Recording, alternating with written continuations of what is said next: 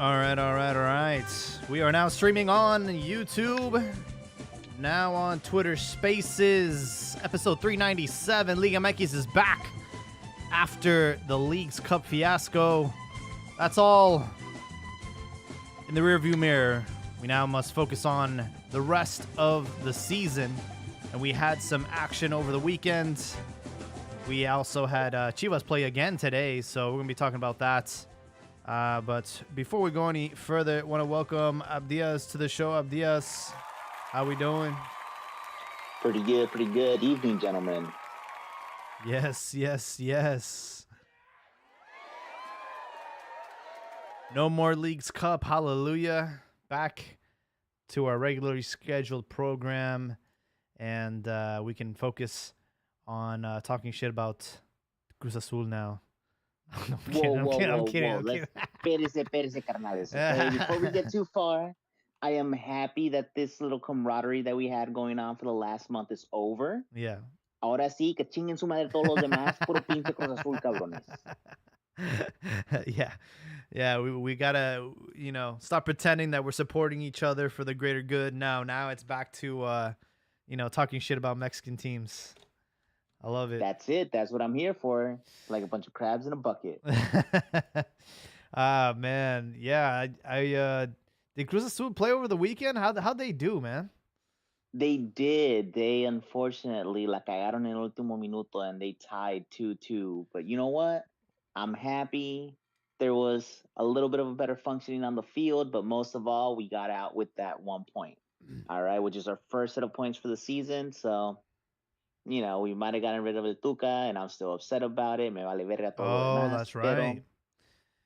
Who's your intern right now, or what? Joaquin Moreno. I don't even know who the fuck he is. Exactly. I'm like, ¿quién putas puso a este güey? And it looks like he used to play for you guys back in the day. Way the fuck back in the day. Bro. My back in the day players is like fucking El Chaco's time. Like, that was my heyday of Cruz Azul, where like those dudes are my heroes. He was part of that championship team, but he had a short career. He only played from 96 to 2004. That's like 8 years. That's strange. Yeah. Hace un putazo que quién sabe quién es ese cabrón. And it looks like he's been with you guys forever. Like, as far as the managerial career, it looks like he's been it's not his first time he's been interim. It looks like he was an assistant interim. He's just like the janitor, he just he's just, hey, go coach the team for a couple weeks while we figure this shit out. You know what to do. That's it. He's an institution player. As we all know, Cruz Azul is a fucking shit show. All right. It's not the best out there right now. But we're getting by. And, you guys used to have all these like random signings, but I didn't really hear any noise about your off season as far as refuerzos. There's been some good refuerzos, right? But the problem is they no le trajeron los que quería el Tuca, trajeron unos cuantos que ellos querían, and then they never got a striker. They got Deber Cambido, and he's not really panning out the way that we were hoping for. It's one of those things that if you listen to all the pundits, everybody will say it. El puesto del 9 nunca se ha llenado desde que se fue Santi. Wow. Se fue Santi y se chingó. Yeah, and I feel like you guys didn't really get to enjoy him that long. No, but you know what? I'm happy that he's out there. He's fucking killing it. Mm-hmm. Did you see that killer header that he put in over the weekend? Yeah. Wait, no mames, right? So he's doing hot. I'm happy for him. He's doing good things over there. Pero puta madre, si Cruz Azul necesita un delantero.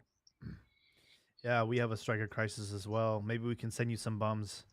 You guys I was can... say what's going on with your boy? La rodilla, toda fregada. Yeah, that's Spicy Soccer saying that he has issues with the knee and how he's, it's kind of like the elephant in the room. Like, everyone in the inner circle knows that he struggles with his knee, and like he had surgery and he's still not 100%. But today, I think he played full 90. So I don't know. It's just spicy soccer trying to start the rumors and stuff. But yeah, Chivas won. Espérate, you guys played today? Chivas played and they won. Very by bare minimum. I mean, it was the officiating was very very very bad. It almost felt like Leagues Cup all over again. They called a penalty that that was a pretty strict penalty call, and Pocho misses it, and at the hands of Toño Rodriguez, who, I mean, I know he has his faults, but I honestly don't think that letting him go was the right move because we didn't replace him with anybody better. Wacho Jimenez is a lateral move at best, if not a downgrade. And Toño had a great game. I think if Tijuana had any kind of offense, they could have easily equalized. But yeah, it was weird. The referee gave us a penalty, and then he gave us a red card. Well, in favor of Chivas, like he gave Lucas Cavallini a straight red, which I thought was a little bit excessive. And then in the second half, he tries to even things out. We scored the goal by Roberto Alvarado, and then we score immediately again off a corner kick, and the referee calls it off because Pollo Briseño kind of shoved the defender off of him. And everybody on the broadcast was like, yo, if you're going to call that a foul, then you got to call it a penalty every time you see it, because it's like, that happens on corner kicks. That happens. It's a natural, just all the time. Yeah, just a little shove, as long as you're not like pulling shirts and stuff, it's fair game. But it was 2-0. They called it off. He didn't even go to VAR. And in the end, Chivas hold on to a 1-0 lead. They're still undefeated. They also played Juarez over the weekend, and that was a frustrating game as well. They were up 1-0, and then they let them crawl back into the game, and the game ended in a draw. That should have been a victory for Chivas. But also again with the refereeing was terrible. It was a non-existent penalty. So Güey, cuídate con Juárez, porque ahorita están ganando 3-0. I saw. And unfortunately, Chiquis doesn't hang out anymore. Ever since I don't know what's going on with him, but our only Puma fan, man, he'll come back once they start being relevant again. But yeah, they're getting their shit pushed in right now. 3-0 at halftime. Juarez over Pumas. And Santiago Ormeño. It's bad when Santiago Ormeño scores on you. God damn. Mm-hmm. Like, no mames, güey. Like, neta, yo soy fan de Cruz Azul y me da pena por los de Pumas. Yeah, definitely. Pumas. I feel like they every now and then they light up and they get to a semi or a final, but it's been a minute. Hey, you didn't give me my flowers. I said Juarez top 6. Yeah. I always have Juarez as my dark horse, but it might just be because that's their fucking logo. They're in second place. Sí, güey, pero the one in first place también es un pinche equipo pequeño. Like, wow. I know y'all were spicy on the chat today, saying now Chivas are not considered a grande anymore. That they've been, coasting the Campeonísimo era for the last 50 years, and how they're in modern times they wouldn't be considered I'm like, man, what is going on? And a lot of this. Tell me that I'm wrong. Tell me that I'm wrong. I feel like if anyone likes to play devil's advocate, it's definitely Joel, man. He likes to talk shit about Chivas. No. He likes to speak truth about Chivas. Yes. All right. Se quita la playera y es un nombre de palabra y bien pensado. Thank you for those kind words. We're a modern Liverpool. I think that would be pretty accurate. You know what? I'll give it to that. Like, Liverpool was hot shit for many years. Klopp came in, made them hot. Then they're going back down to shit. Like, what do you want? It's a circular thing. Yeah, Liverpool when Sir Alex Ferguson came in and said, we're going to knock them off their fucking perch, he literally did that. And at the time, I think United had like a handful of titles, and Liverpool had like 19 or 18, something ridiculous. And they caught up to them, bro, which is nuts, bro. That's fucking crazy. And I feel like now, Chivas held had like 10 titles for a long time, 11 titles, and like nobody was catching up. And then America caught up, and Toluca's up there. I'm like, God damn, bro. Like, Yeah, and then with the championship going to 2 champions per season, that's just going to speed things up. yeah. I feel like those should count for 2. Like the long season format. The long season format should count for 2 now. Either give the new ones half a star or give the older ones 2 stars to even it out. No, Cheers will go down with I want reparations, is what I'm saying, dog. ¿Por qué? Porque your tiny team is being affected now. Que los poderosos están viniendo. I want equal pay. I'm the women's national team, and I want equal pay. Okay.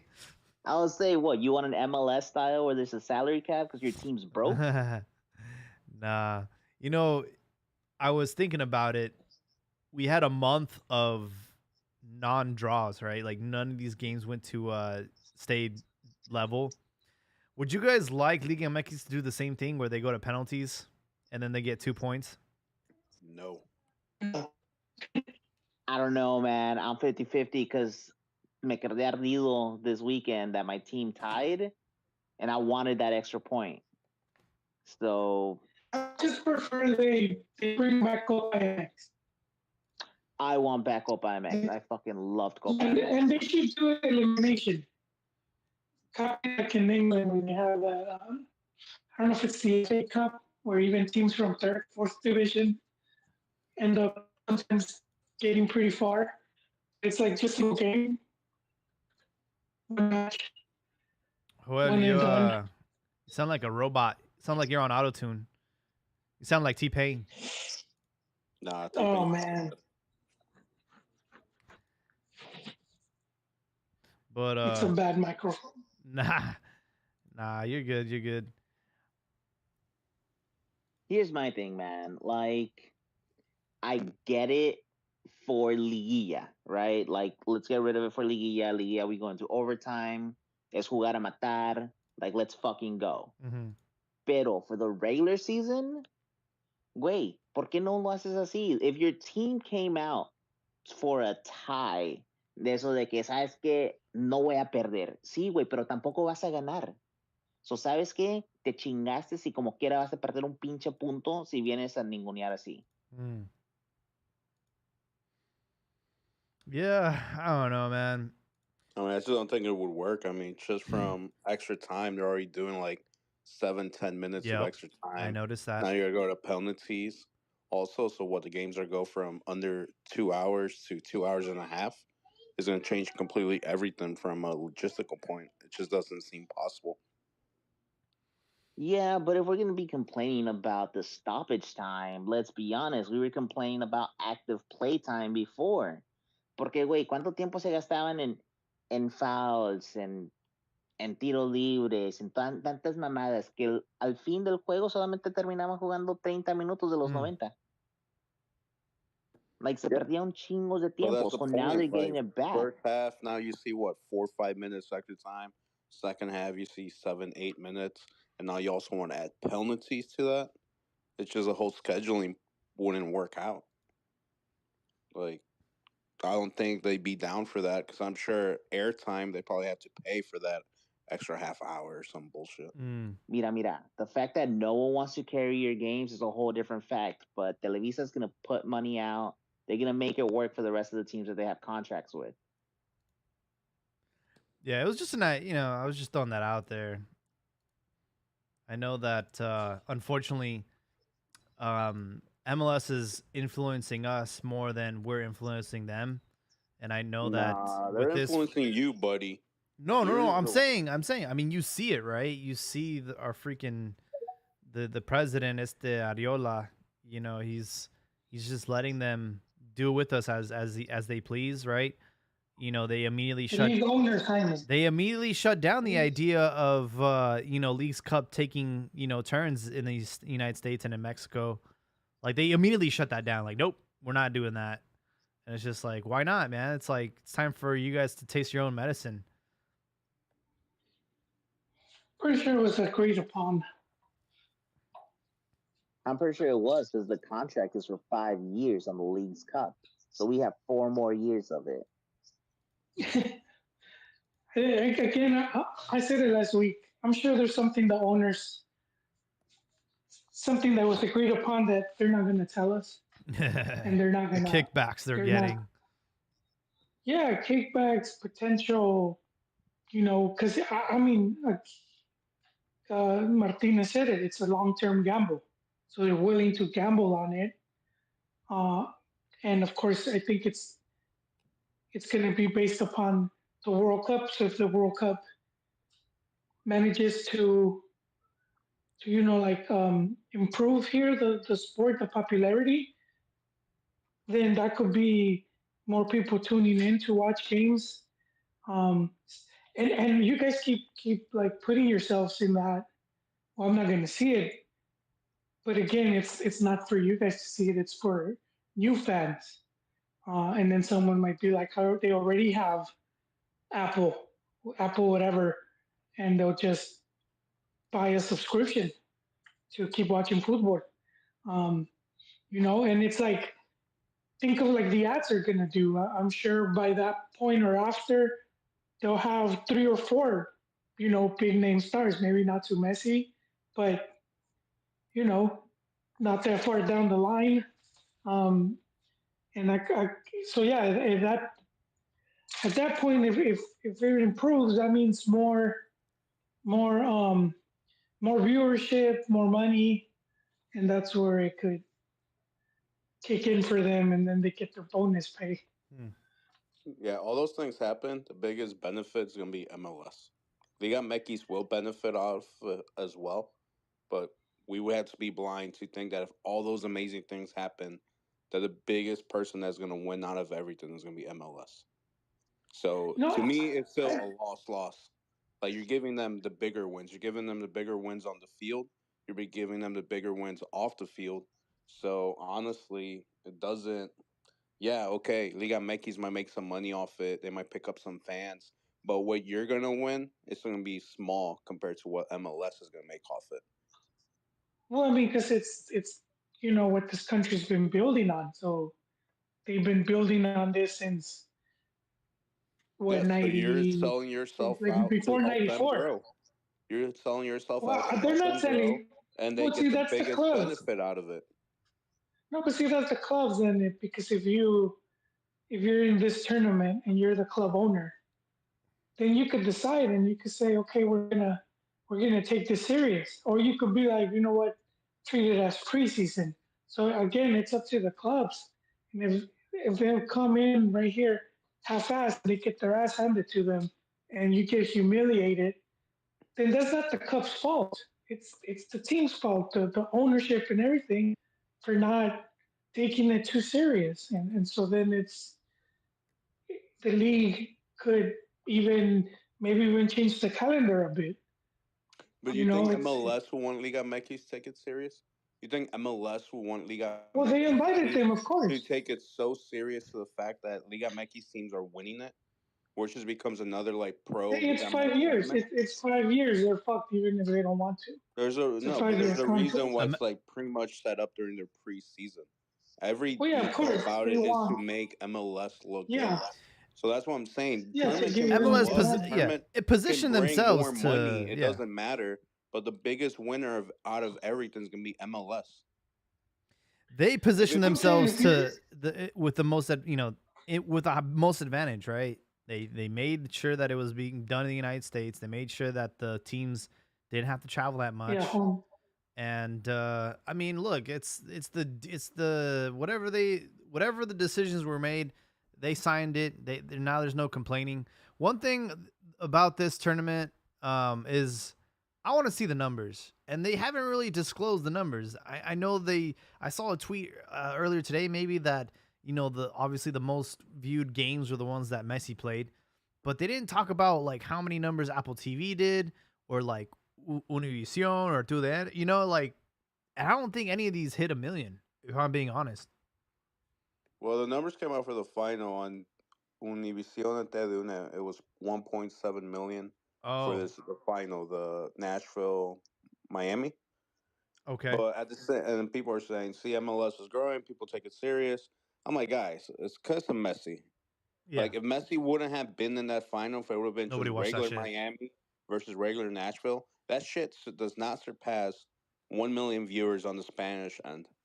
Probably maybe 200,000 if at all. And everyone's saying, "Well, yeah, but Messi's part of MLS, so MLS is growing thanks because of Messi." I'm Hmm. like, no, because at this point it's just a Ponzi scheme. Because at this point, if you take Messi out of the picture in 3 years and you don't replace him with someone else, Yeah. no one in Mexico is going to watch the final between Miami and Nashville, Cincinnati, Columbus, if that's the Leagues Cup final, and there's no world stars to attract them. And there's No, that's few right. world stars that are going to attract them to that level that a Messi, a Cristiano, that kind of guy's going to attract you.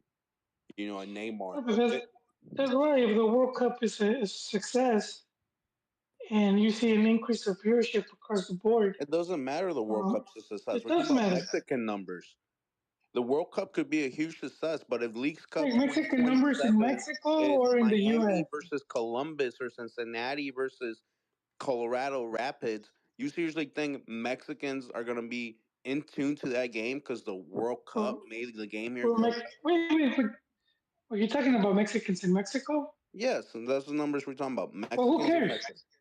Who Wait, cares? who cares about that number? No, it's true. This is pretty. The market they're trying to get is in the U.S. They're not trying to go to Europe, Latin America, Mex, none of that. It's here. That's The money's exactly it, here. man. They play with The pesos. money bag, the money bag is here, and so they know No, but what if do you mean? if Who they get cares? We higher got to look at the ratings, numbers. The that's most why. recent Because rumor was that Apple TV subscriber numbers were reaching 1 million, right, leading up to the final. So 1.7 million Mexicans watched the final, and you only had 1 million Apple TV subscribers watch the final. That's just saying that's a big ass fan base you can't ignore. What do you mean, who cares? You're going to say who cares to I said 1.7 million Mexicans, people when you only Mexicans have in 1 Mexico, million not in the Apple U.S. TV subscribers? It's a mix. It's a mix of both. It's a mix of No, TUDN, like here, and Univision over there. because It's a mix of both. they're not worried from outside. It's the market that they're trying to get the fan base here in the U.S. They're not worried because they can't sell the same. You can't They sell the can't sell same, the but same. you couldn't get. What do you mean? You can get Apple TV subscribers worldwide. Yeah, but you're not. Most people are not going to pay. They don't have the type of money here. People, are I willing to think spend No, a lo you're the making pendejo. people that wanted to excuses. They watch want to Messi, track.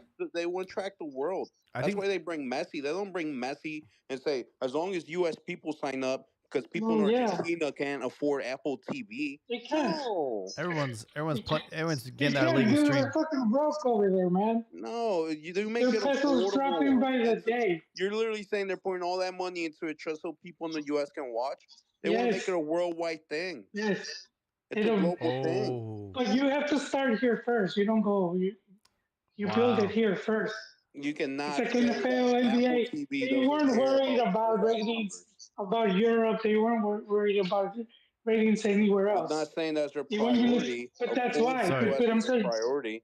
But but look at the sport here. You you're think telling they me they don't care? want to Like bring you in subscription numbers from Europe, Asia, South America, just the world in general?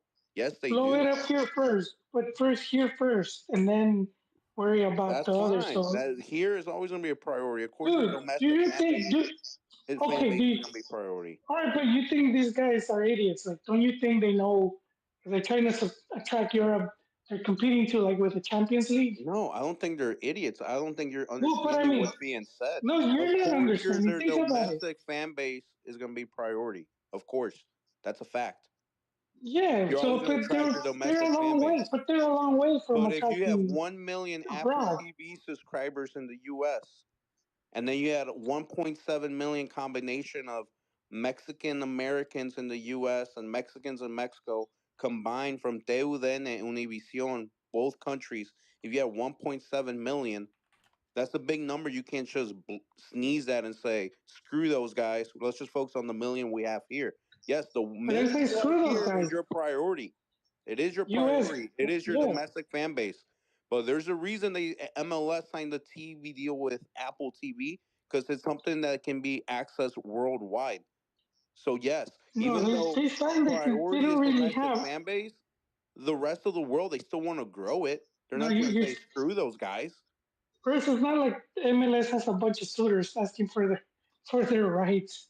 It's like they're probably the only ones, and they're doing it for other reasons because One they're of the betting biggest on soccer for technology, content. not one of the biggest, the biggest technology company in the world is not Yeah. a good enough suitor. No, dude, not, I'm saying MLS did it because it's not like there's five companies fighting for the rights. Basically, no one, dude. And Apple's not doing it because it's MLS. They're doing it because they're betting on the sport. Because Jaime posted a really good article on the way Apple works. And it pretty much tells you right there, where they could take a loss for the next 5 years, and it's not going to hurt them at all. So I mean, they're betting on this blowing up, and if it doesn't, then they don't give a shit if they'll move on to the next sport, be it caminata or slap boxing. But I think it's a long-term bet for a lot. Even for like Liga MX, it's like a bag. If it blows up here, just here, it doesn't have to blow up anywhere else, where they're getting like good numbers. Because right now, what's the highest?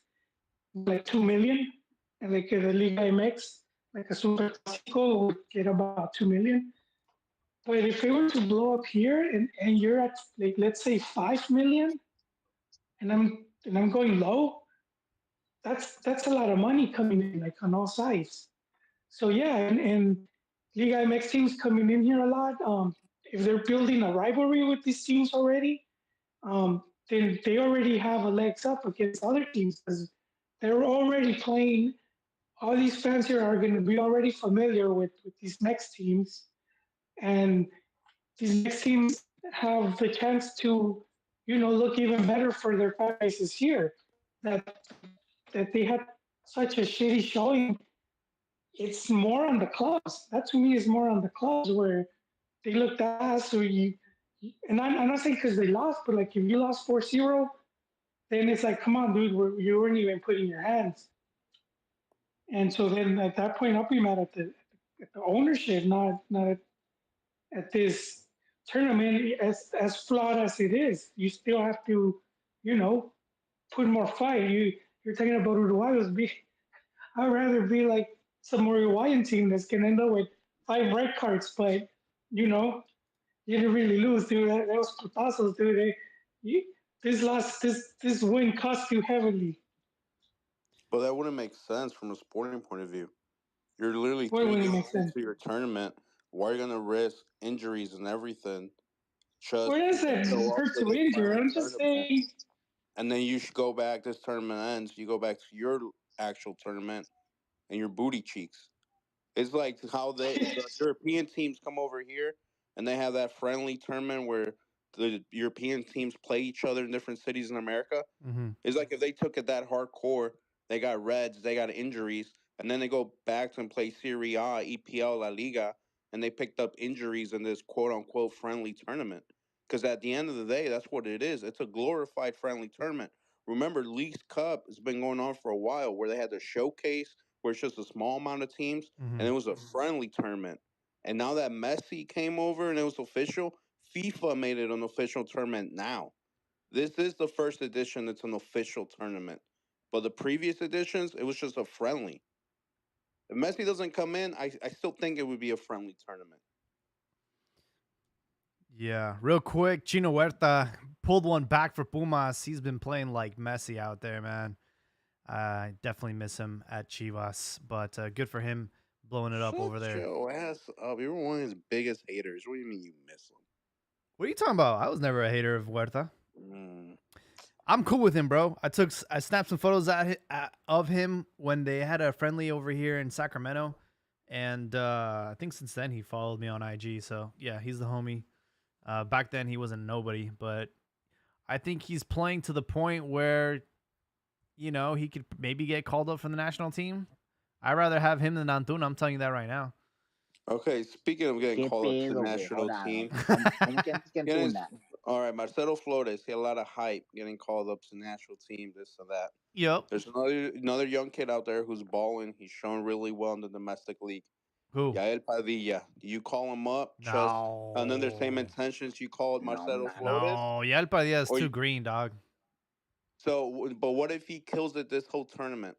Okay. Like he becomes a starter and kills it. Yeah, Do you dude, 'cause call him in towards the that's end different. of jornada 15, jornada 16, jornada 17, or what? Ni All siquiera, right. wait, didn't you learn your lessons from Marcelo Flores? Yeah. Like, we try to rush the whole fucking process. It's Y ahora I think estamos it's a but different this no, situation but I'm though. talking about no I this think it's mames. guy a starting first division, your it's domestic. it's a different Yeah, your situation domestic league versus someone who was fucking tearing it up in Europe. Like, in England. wait, U23s, no mames. U23s. Yeah, your all right. U23s are balling at the level of your fucking domestic Look, league. Marcelo Flores was the space race, right? Except we weren't competing with Russia. We were competing with England and Canada to see who was going to cap him first. And I think that's why we rushed the process with Marcelo Flores. We didn't want to lose out on this guy because he's playing for Arsenal and he's marketable. And he also has a sister, and they're both, you know, it's like, so I think that the Mexican national team decided to cap, you know, both of them. I think the both of them are now playing for the national team. But yeah, that whole process was rushed. Yael Padilla, man, I mean, we're basically on his fourth professional like game, so let's slow down there. But I think if he does have a successful campaign this season, I would definitely not, you know, I would consider calling him up, but I'm sure he's already being called up for the under 20s. I don't know. I think Like- the game is of moments. You call up who's in their best moment. And I think if he becomes a starter in this jornada 15, 16, 17, he's still balling out. Call him up, man. It's the Yeah. same thing like Guardado. He was 17 and he was just in the moment. If a player's in the moment, I'm not saying call him up to the national team and just keep him there for the next 10 years. Call him up and see what he has. See if he can play with the pressure of the Mhm. national team first team jersey, or if he's yeah. just not ready. What I will say, if anyone's gonna like have a gamble and take risks, it's gonna be Jimmy Lozano, who was in the stands today. He actually watched the game today. So yeah, I think he's on his radar for sure. There was a comment that, you know, what's his name, David Fickerson said, and all those guys on Spicy Soccer said that, like, you know, Chivas are not the foundation of the national team, and they currently don't have any players that should be starting on the national team. What do y'all think about that? Bunch of hyperbole, man. Misleading people with those type of comments.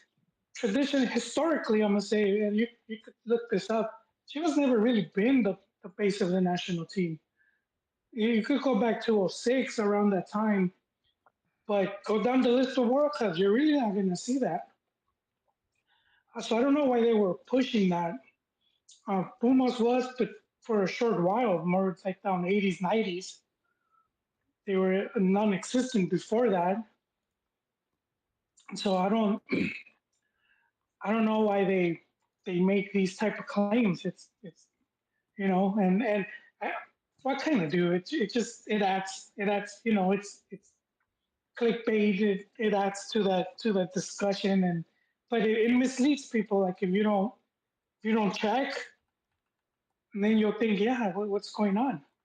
But it's been a long time since Chivas has had, I guess since 06, the World Cup, that they've had, let's say, at least 3 starters. Or even better yet, players that came out of Chivas, you know, academy.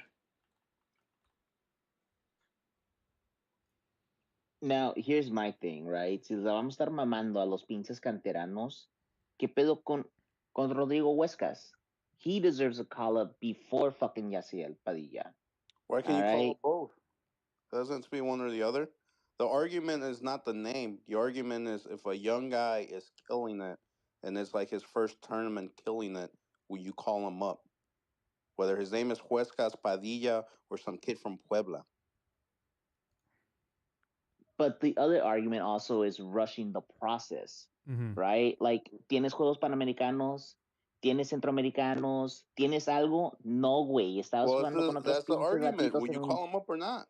So are you saying no? What I will say with Yael I'm saying Padilla, not to Yael. No, specifically he's today, not there yet.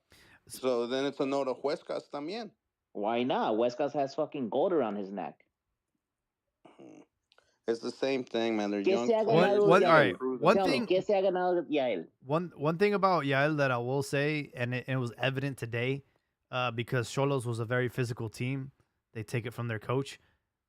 That dude does not have the physicality to play at the national team level right now. He's skinny as a twig, and he got bodied a few times today. So I think he still needs to grow, but definitely a player to look out for in the future. But I would not rush his process. That's exactly it. I'm gonna do the same argument that they made about Linus years back. Of like, hay procesos y maneras que se tienen que seguir las cosas. Tienen que ir a jugar con la sub-20. Tienen que ir a jugar estos juegos. The same thing was done with Córdoba. Because then you rush the process y se termina cagando todo. Yeah. Meanwhile, the rest of the world, you know, you make your professional debut at like 15, 16 years old. You win a World Cup at 17, you know, if you're Pele or Mbappe. But we're not at that level. What do you mean? You're contradicting yourself right now. So then you're saying it's not a physical thing. Because fucking Well, Agüero they're built played, different, bro. Agüero played at 15. Agüero was a little midget. It's the touch, it's the vision, it's the talent that gets you out of those tight spaces when Dude, you're about to be sandwiched. It's not compare the a physical. Chucky All right, Lozano, man. When he compare was in Mbappe to Pachuca, Yael was Padilla, bro. Chucky They are not Lozano built the same. buff? No, he was a twig. He was probably what, like 125 pounds? Bro, but use a better example than Agüero. This is No, a I player just that gave you an example. Chucky Lozano. Are you telling me I mean, Chucky Lozano was buff when he was at Pachuca? yeah, but you're He was you're a twig using compared to what on he is average now. He's though. still skinny and slender. Yeah, but on average, those players you're talking about players that are like at a more elite level. That's not your average pro player. Just like the average Mexi player is not at And that's what I'm Lozano. saying, that it comes down to talent. That doesn't come down to physical. You can't say No, that he's but not ready you could because still of physical. Bro. You can't say he's not ready because He said, but he's but getting Jaime shot off said the at the ball. national team level, like you could play Should say local he's not ready level because and he doesn't have the talent. He doesn't have the talent to get himself out of those situations where it doesn't come down to the physical. Because if you did have look at Messi, how little he was when he was pro. Why was he not in those situations? Because he had the talent to avoid them. Bro, Messi is So not a. he had a World Cup Messi is team not a. surrounded. Bro, you fucking. Wait, Messi is a fucking Martian, But don't bro. blame it on the physical. No, You no, sound like no, a no, on the white no, college steroids. no, coach. no. Hey, Look, buddy, look, look. you're a good striker, but I'm gonna throw you on the wing because you're only 5'6". I'm just saying we Pretty do much, not. dude, All yeah. right, all right, all right, all right. I'm not talking about the skill. I'm talking about like the actual weight training and shit. We do not do that. It's very evident because you look at Mbappe at his age when he won the World Cup. You look at Pele and his physicality when he won the World Cup. You look at Yael Padilla, dude. The guy's a fucking twig. That has nothing to do with talent. It has everything to do with like just physical training, man. We don't do it in Mexico. Look at Diego Reyes. Look, he was a fucking twig when we went to Europe. Linus too. He was hella skinny. Or Lozano too, man. Like I don't know what it is about Mexico, but all of our players look like malnutrition, like twigs when they go to Europe, man. And then they go out there and they get all yoked.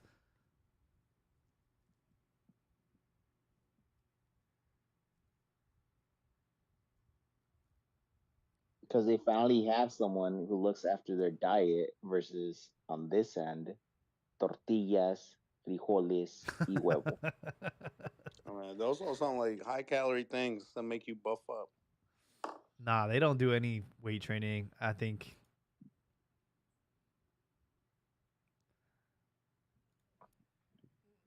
We had Peach say a few things.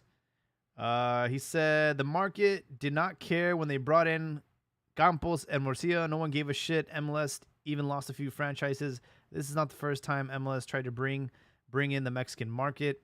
And the FMF are idiots. Look at how many games Mexico are hosting in the World Cup. They can't even host a final. Yeah.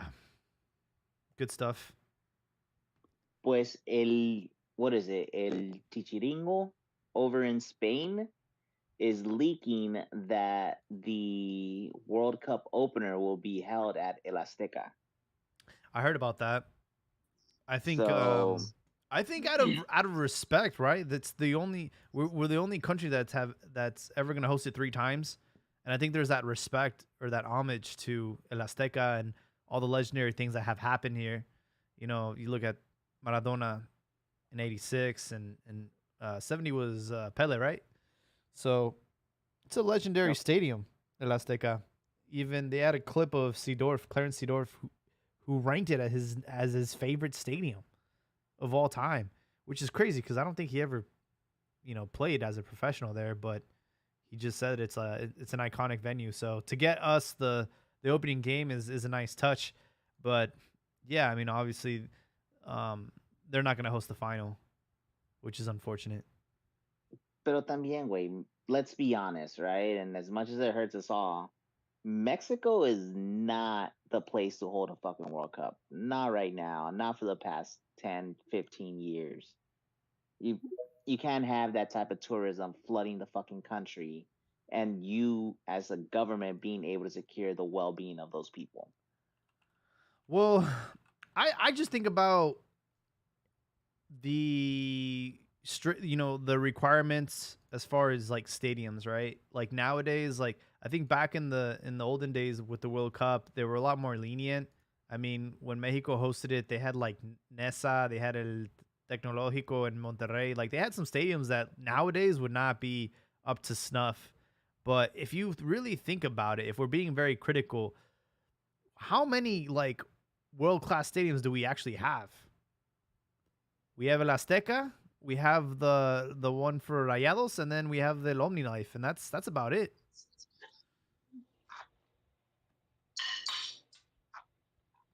So Luca just got redone, right? But I don't think it's up to World Cup standards as far as what they require. Not World Cup, but definitely European standards. Like, wait, El It's a Estadio small Toluca stadium. looks fucking great, and once that thing gets packed, no mames, güey, it's completely different. Yeah, I mean, La Bombonera though it's the It looks capacity is not tiny. I mean, it doesn't look like it sits more than 30, if at all. 27. Yeah, it's just not big enough. We look at El Olímpico, where Pumas play. I personally think that's a shitty ass stadium. I'm not a fan of That's a stadiums with shitty the ass stadium. track around it. Speak the truth, my dear good sir. Say that whole shit again. I understand it's an iconic stadium. That's where the the fist and the Black Power movement, all that stuff. I understand the historical significance, but I hate that stadium. Right on. We have Ricardo joining us. How's it going, gentlemen? It's going, man. You kind of missed it earlier, but you're America, man. You guys can't get a win. What's going on with that? Yeah, I said on the last pod, man. I liked what on Football Picante, Hector Huerta said. He's like, the center backs is like the Three Stooges. Like none of them can get together. None of them are in sync. One guy's on the left, one guy's on the right, and one like they're all over the place. Yeah. So I don't really, and I said in the last part, I don't really. And I got the news that that bum Araujo was gonna stay at America. Oh wow, really? So that defense is. Everyone knows that's the weakest. That's the weak link in America. The defense and that waste of space. Like Eunice, and I got some cheeseman for you guys. Supposedly he was starting some crap in the locker room in the last game. Oh yeah. In the post game, and the locker room split now because of that dipstick. Interesting. Can't trust Sinaloans, right? He's from Sinaloa, I think. Where's he from? Isn't he Jarocho? Oh no, he's from Guadalajara. What the fuck? I don't know why I thought he was. Huh. He's a bum. He needs to retire. Hey, I wanted to comment on something that Yeah, go for it. I overheard Habibi and I mean Mr. Ravioli. Mr. Ravioli. Mr. Toasted Ravioli. And Joel go at it. They're trading uppercuts and hooks and jabs. Yeah, man, it was spicy today, man. What's going on? They both made some good points, but they're both wrong in their own way. this MLS Apple deal reminds me so much of the Zone deal with Canelo. Mm. Let me explain. Well, the difference is the Zone is like a European based app, or the owner's from Europe, right? He's like a Russian billionaire. Hmm. He pretty much funds the app. Yeah. Well, the the selling point behind the Zone was a bunch of fights, no pay-per-view, and they had their main guy, Canelo. Canelo, right? Hmm. So all the beans and all the fight fans, well, the people that keep boxing alive in the U.S. is Mexican Americans, and they try and pretty. If you compare it to the Apple, it's pretty much the same thing. Apple, they brought in Messi because everyone's, you know how everyone loves getting on their knees for Messi, right? Everyone loves him. He's a cheater and he took human growth hormone, but everyone loves him. In the way they were, I mean, what Habibi said was, I get what he's trying to say. That Apple is it's a big company, right? Big name, Hmm. but the focus is the U.S. The big money rights are in the U.S. Hmm. I get what China. I get you trying to grow it. I mean, who wouldn't want to have China pay for the rights, right? Or big countries like that, India, all all that money that could come through. But the U.S. is the main, the focal point and the market. Mainly, no one says it, but they're trying to attract the Liga MX fans to watch MLS. That's what they're trying to do. They're not trying to. They're not trying because if they really were trying to grow the sport, if their ambition, if they think 2 million viewers to watch that final is a good number, I don't know how what when people say soccer is going to be big in the U.S. means, because that's not really big if you compare it to other sports. Like I think it was El Fantasma Suarez was saying that the numbers that they like I heard you too, Jaime. You were saying that they didn't release the numbers, Hmm. and you know why they did that, because they were low as hell. They were embarrassing, probably. Yeah. Just like the Zone does. The Zone Oh, hides really? their numbers pretty much the same because it's a bunch of Euro They don't fights. disclose the pay per view? I thought they did. Nah, they don't do that. I think they did it for the last Canelo fight, Oh, and they try to, they did what Habibi said. They included all the countries that bought it, right? yeah. But if it was just the U.S., I think it was like 300,000. So they didn't even break even with that. But back to MLS. But Joel was trying to say, well, I mean, Joel says that the sport's going to grow with them playing each other right in this bullshit tournament, and I get his point, and to a point he does have a point. But to expect Liga MX owners to change their ways, because is not going to happen. Yeah. Well, Like wait, I don't expect them to change their ways. the I'm club just saying owners, I mean, if they wanted to take advantage, it's up to them. And so you know. what I'm saying is, us as Mhm. fans, you can't be mad at the tournament or this. You have to be mad at your own club for agreeing to do something and then half-assing it. But that everyone says that they agreed, well, but the more I think about it, and the more I see the people, the talking points, and people saying their expressing their point of views, doesn't this seem like this was just an add-on to be like, if like they told Mexico, if you want to be part of the World Cup, you also have to do this cup. It kind of feels that way. I I'm It agree. not could You know have. saying why? I wouldn't. Yeah, I wouldn't Because doubt that. the I'm League's not Cup saying they were before that, forced. like you had to qualify for it, but now it's like everybody qualifies for the League Cup. There's no merit to qualifying for it. Why? Yeah. Because you knew there was a case, there's a chance you might get Messi, and you want to risk that he might not be on that team that does not qualify for the League Cup. So screw it. Let's just throw everybody in it. And what do? You give all those Champions League spots away for it. And where you put him on the weak side of the bracket, so he qualifies to Champions League round of 16 right away, can make a push for that one, and then Miami's in the Club World Cup. It's all part of like it's all like just connects. We're saying literally, you want to be in the World Cup. There's one of the tournaments we're gonna have to do, Hmm. and we're gonna Pretty throw all much. the teams in it. But one thing I do have to uh, disagree with Hoa on is when he said about the teams, because I think that's one of the talking points that I'm pretty sure this is an MLS idea. This feels like an MLS idea that they got into the Liga MX owners' ears and they told them, "Hey, play over here. You got all these fans, but we all know, that's a lie. Only certain teams have fans over here."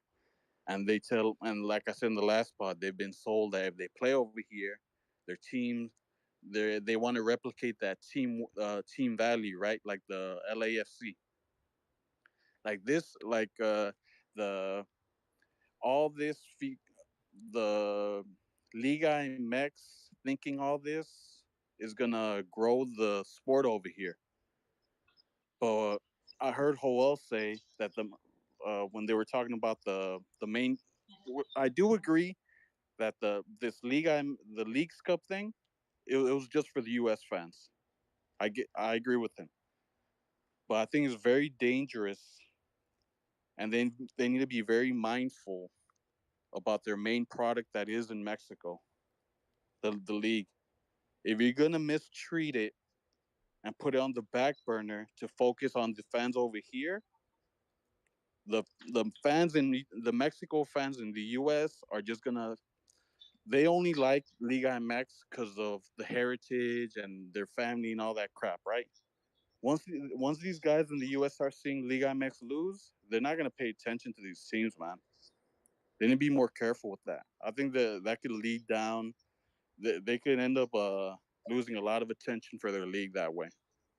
Yeah, I think, and then the other thing to notice is the opportunity for the MX to sell players to MLS. And I think, which they have some in the past, but I think they're missing the mark as well in that because I think, like you see Liga MX and fans get all excited if there's a Brazilian or RG coming in. And if they show just how much more dominant the Mex clubs are, with showcasing some of their talents like the trophies, they could easily start selling more players, which is like one of the goals for the league because they want players abroad and in Europe, then you can't just expect them to leave from X. A lot of them can leave from here, as was the case with Pizarro.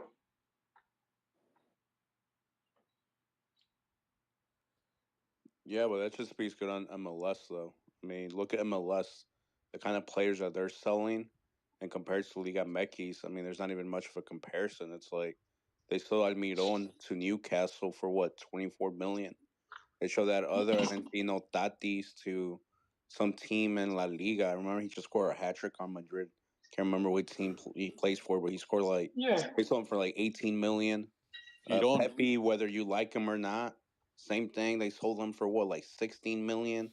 They just keep like pushing, and these aren't even Americans, well, except for Pepe. The other ones are Argentinos, Paraguayos. Like they're selling teams to Europe for a pretty good amount. I mean, who's the last one that went at a similar price like that? Pizarro, no, Guido from America to Betis. I can't. I'm not trying to remember like the last player, How much Mexican, did Edson go non-Mexican, for to him? leave from Liga MX to Europe for a good amount. I feel like Edson went for a good chunk of change, no? But 14. Edson went before Guido, no, way before Guido. even They all Raul go for 25. they all left after that championship. Yeah, but that's what I'm Matuidi, saying. It's been a Edson. while. I mean, Linus like, too. He left yeah, for a but good these chunk. have all been a while. I'm talking about like recently in the last year, We haven't in the last exported 24 anybody. When's the months. last time we exported someone to Europe? It's been a minute. That's what I'm saying. The Liga itself is dropping on that because you can't say, "Well, Mexican players this." No, I'm talking about anything foreign, domestic. Liga MX is not pushing that many players at high price tags. But do we So have you to? can't say what. Do we have to export players? You don't have to, but the foreigners that you're bringing in, like look at Puebla, Querétaro, and all them, they'll bring in like 7, 8 guys a tournament. I mean, the guys you're bringing in aren't the best either, except like for Yeah, the usual teams like Tigres, Monterrey, and them. yeah, But that's been, Look in at my Cruz opinion, Azul. They that's brought been in the like 3 bums I never heard of, and Salcedo and whoever else. but yeah, there's been go ahead, Hawk, go ahead. well, just significant drop in talent. I agree with you on that. Because they could bring, like you said, 5, 7 players on one take, and so it doesn't matter for them if you know out of the 7, 5 of them are really bad.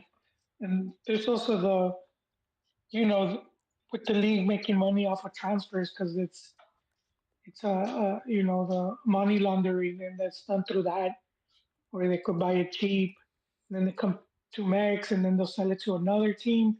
The other team, and that's where the laundering is. They're not buying him because they need him or he's good. They're just doing it to, transfer the money, and then kind of like that. But let's not confuse one thing. Mexico is one thing, and the MLS is a different thing. Because no matter how much people try to hype up and big up the MLS for exporting, that goes back to the reason why these guys get sold like that is because there's a hype compared to that. I mean, by that I mean all these leagues, they want USA players on their team. I've mentioned this before, like the Bundesliga, the La Liga, they all want that big Like, TV but deal. don't they have? Oh, okay, TV. My bad. I All of know them want some that of them TV. have American owners though. Yeah, and American owners. No, but those guys that I mentioned, majority of them are foreigners. The New England, they just sold a goalie for 15 million plus. He's from he's Czech Republican. The other Hmm. guy is Almiron. He's from Paraguay. Tatis, he's from Argentina. But There's here's the thing: you have to remember what Chicharito said when he was coming over to Galaxy. He said in Europe, the MLS is better known than Liga MX. More people are watching MLS than the ones that Mamadas. are watching MX. I don't believe that guy. But I what was believe that? it. Seriously, who's watching that? Dude, It's like at everyone 3 wants to a.m. in come the to morning, dude. America. The, Chingados, the, They it's been do, but you're not 2 years gonna about coming watch. to Come on. America. there's a big It's time just, difference. hey, People, I you're can gonna quit compare this Taco to. Bell and you're in the FA. We're all you're no, gonna I quit can Sí, Taco believe Bell. that. I can believe sí, that pero because el in the mami, USA, American culture is dominant across the world. y el Yeah, but mami es not más for grande for not the for US soccer. than it is for Now, for Mexico. soccer, you still want to know what Americans are up to. Some people are fucking obsessed with Americans. Yeah, but that's why you have Fucking kids Netflix in and Africa Hulu. walking around with You Beyonce, Michael Jackson shirts and shit. I know, but that's through TV. That's not through the sport. So I mean, they're People not just want to gonna know watch. what's going on in America. But that's why you got YouTube and X. You I can wouldn't get be through some surprised, like shit. the English, when they're bored, they probably watch a little MLS to hate on their little brother type shit. At 5 in the morning. Hey, man, Yes, I'm just 3 Wait, o'clock in the morning. they I'm not watch saying it's their NFL. preference. Pinches I'm just misógonos. saying if they had Liga MX and they had MLS, they'll probably watch the one in English. I think they're watching NFL, man. I don't think they're watching MLS. Yeah, But then I'm it's not the yeah, they're saying same more they likely are. to thing. I'm watch saying that than going with NBA. Chicharito's Yeah. point. If it comes down to one or the other, I can He's just saying understand that because why it's they so would watch weird. MLS more, Okay, but and it no. seems to be more accessible as well. Well, obviously, I mean, Liga MX is a no one can get together and come up with a bright idea, man. Everyone's trying to be a chief, and no one's trying to be an Indian. Well, it helps to prove his point. It's more If accessible. you're Wait, ¿me estás you llamando right, indio? Yes. Está bueno. indio, pero de los buenos. Ah, bueno. Está Indio, bueno. pero no, de los finos. And You're honestly, interviewing if some I guy. didn't know shit about Liga MX and I was like in Europe, I would probably think Liga MX is just a bunch of Mexicans. But by MLS, I know it's like diverse. It's like a diverse country. So I know I'm gonna watch like players from all over the world. So just from that ignorance point of view, I would probably want to watch MLS more. So I'd be like, it's No, probably a because bunch of Mexicans. No, because you have like a close World Cup, and then you see the teams, and then you see how how these Liga MX teams are composed of with a lot of South American players. But I think if you like, okay, let's say you're European No, and to you have you your they're South league. American. To some guy in Europe, they're all south of the border. But nah, dude, tampoco. Mexican, You're confusing Colombian, them for like. Ecuadorian, Argentino, Bolivian, same thing. No, It's they like a know because their quesadilla, teams, their own burrito, a teams have taco. players. It's So a tortilla no, with different filling. you're Same. confusing them with like Ricardo's neighbors. They'll be like everyone's Mexican. Um, no, but like you say, you're like a soccer fan over there. You already follow your club in the top league. Then you watch Champions League. Then if you have some time, you'll watch like the UEFA Cup.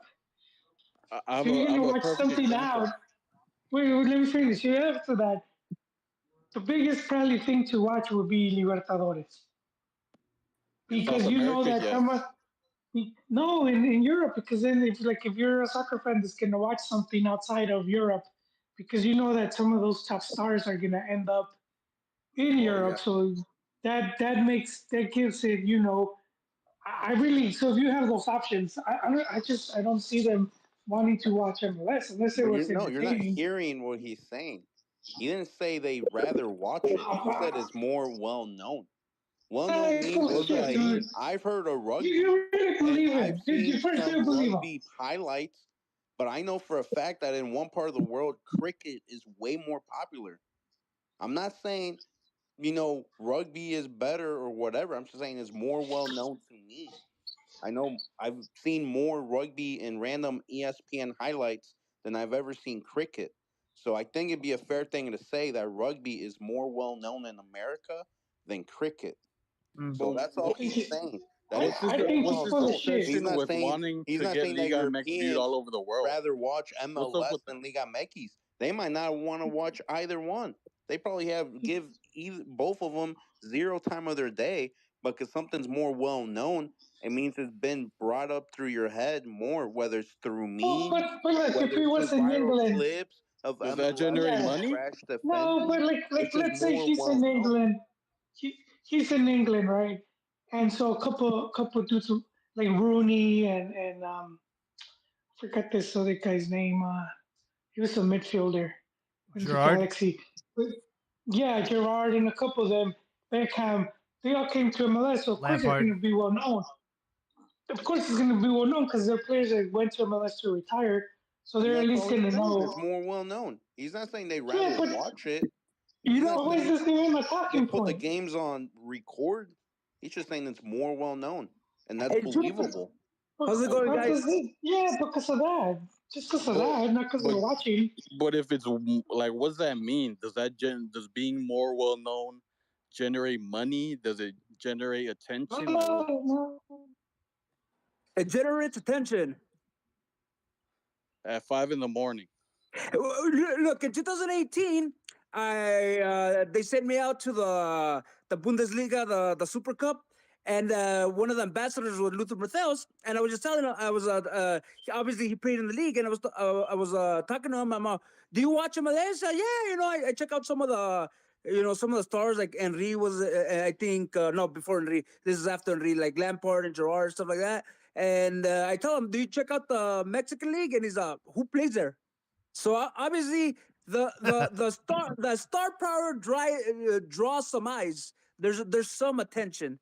So I mean, which the Mexican league hasn't had that. I don't even know if they even had that type of star power. I don't know if Bam Bam moved the needle, but the different times. But And it's even if he did, yeah, he did because I know there was some top teams still interested in him. But man, that's a long ass. But What is it, like 20 years ago? dude, yeah, it's people 21. 23 years ago. people don't even know Damn, that we've dude. had Gignac for the last what 7-8 years. People didn't even know. But But Gignac what's this? Gignac wasn't on a level of a Gerard of a Villa. It Yeah. I wasn't said that that type of last guy. podcast, man. He's a tier 2 European. He's not even an I know, elite but European. he's like the biggest name we have. Yeah, but that doesn't mean shit if he's a tier 2 European over there in their eyes. Up until now, Sergio Canales. He was one Sergio post Canales will away. definitely bring Hey, attention to the league. I guarantee you, those um, Spanish motherfuckers are gonna be tuning into Monterrey games because Sergio Canales is a big deal in Spain. Yeah. he was really close. He hit the post, but he would have scored the match winner in the European Cup. He was playing with France, Gignac, and that would have put Liga We MX had a up. World Cup winner at Tigres and nobody cared. Well, we had Doggone. Bebeto, dude. We had Bebeto and Ronaldinho. Those were World Cup winners. Did Camoranesi come back to Mexico No. after? No. As a No. coach, He changed nationalities and never looked back. Hey, but he came coach. Llegué en He un was coach's barco. career. what's this obsession with wanting Liga MX to be a worldwide known? That's Hariri, man. It's the No, money. it's It's not the What's this money. about it obsession? being It's the worldwide money. known. He It's believes the the money. meme. No, the It's the whole money. comment was that Chicharito said MLS is more well known, and I Did he said say I that can before believe or that. after you went to LA? No, well known with that. Like I said, it can mean different things. It can mean memes. The MLS is a meme to the world, and that's why it's more well known. Or it can mean the star power puts more eyes on it. Who knows what the hell it means? But what the general concept of it being more well known makes sense. Joel is confusing it with more watched. No one's saying he never said MLS is No, more watched than Liga MX, or that I people get watch that point. the MLS instead of Libertadores or Suramericana or your UEFA Europa League. Never said that. He just said it's more well known. It could be well known for terrible things. It could be well known for great things. Who I take knows? the word But well. it's I would take out. believable. I'll take out the It word makes well. sense to say that MLS in Europe is more well known than But Liga who MX. cares, man? I don't Well, understand I what would this just say argument more is. known. I care. Did he say it You after should or care. before he went to LA? I don't remember who brought it up, but someone brought it up that Chicharito said that, and I said I can see how that makes sense. The suits care. They want like Ariola and them. They want that. They see the economic potential the MLS want. That's what they want. And I imagine that's part of the reason. And Teamed up. they agreed to participate in the sham of a tournament. Yeah. They want that exposure. Yep. What's in Ariola was saying they're gonna watch us in 100 countries and shit like that. But I mean, you know what? You should just be content when you have what you have. I mean, unless you start bringing that type of star power, you're not gonna be there. Yeah.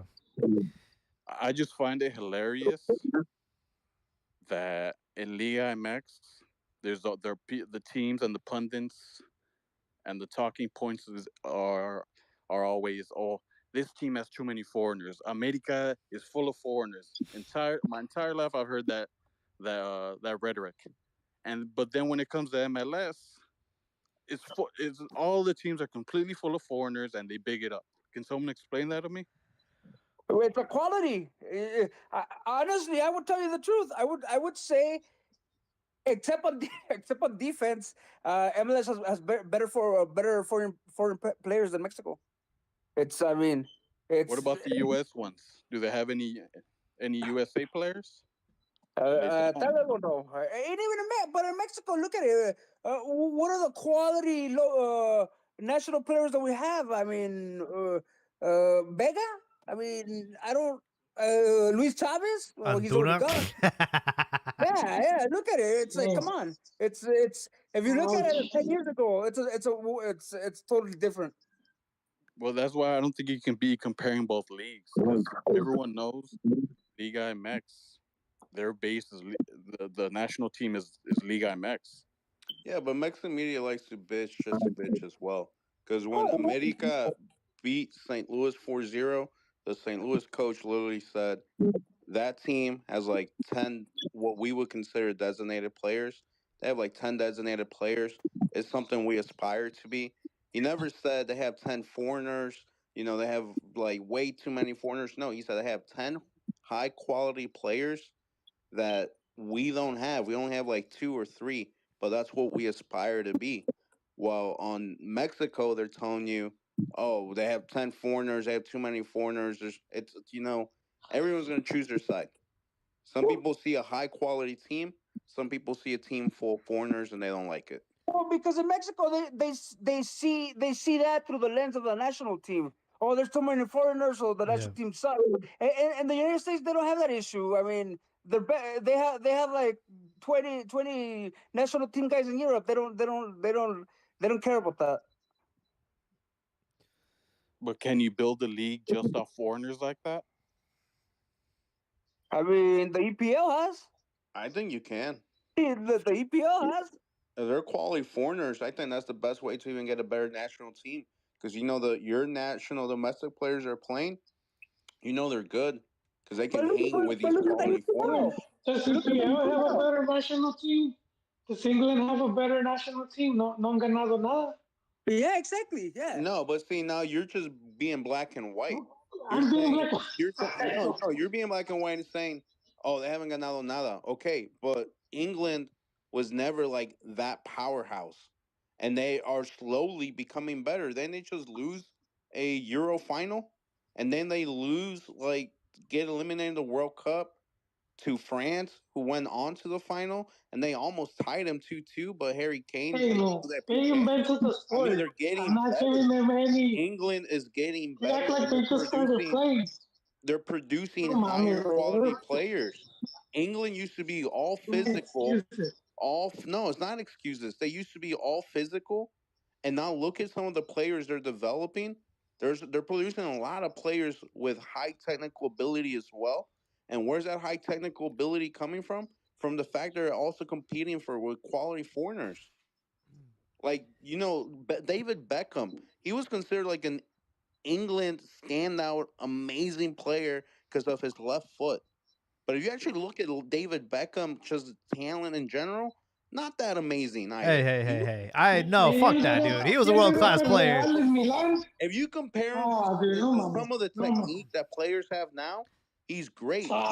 Bro. He's not legendary. Oh He's my not legendary. God, bro. That's the What are you level, man. smoking? I'll have It's some of like that, saying bro. Ramosito Morales is Too much legendary ravioli, my because of his God. left foot. No, man.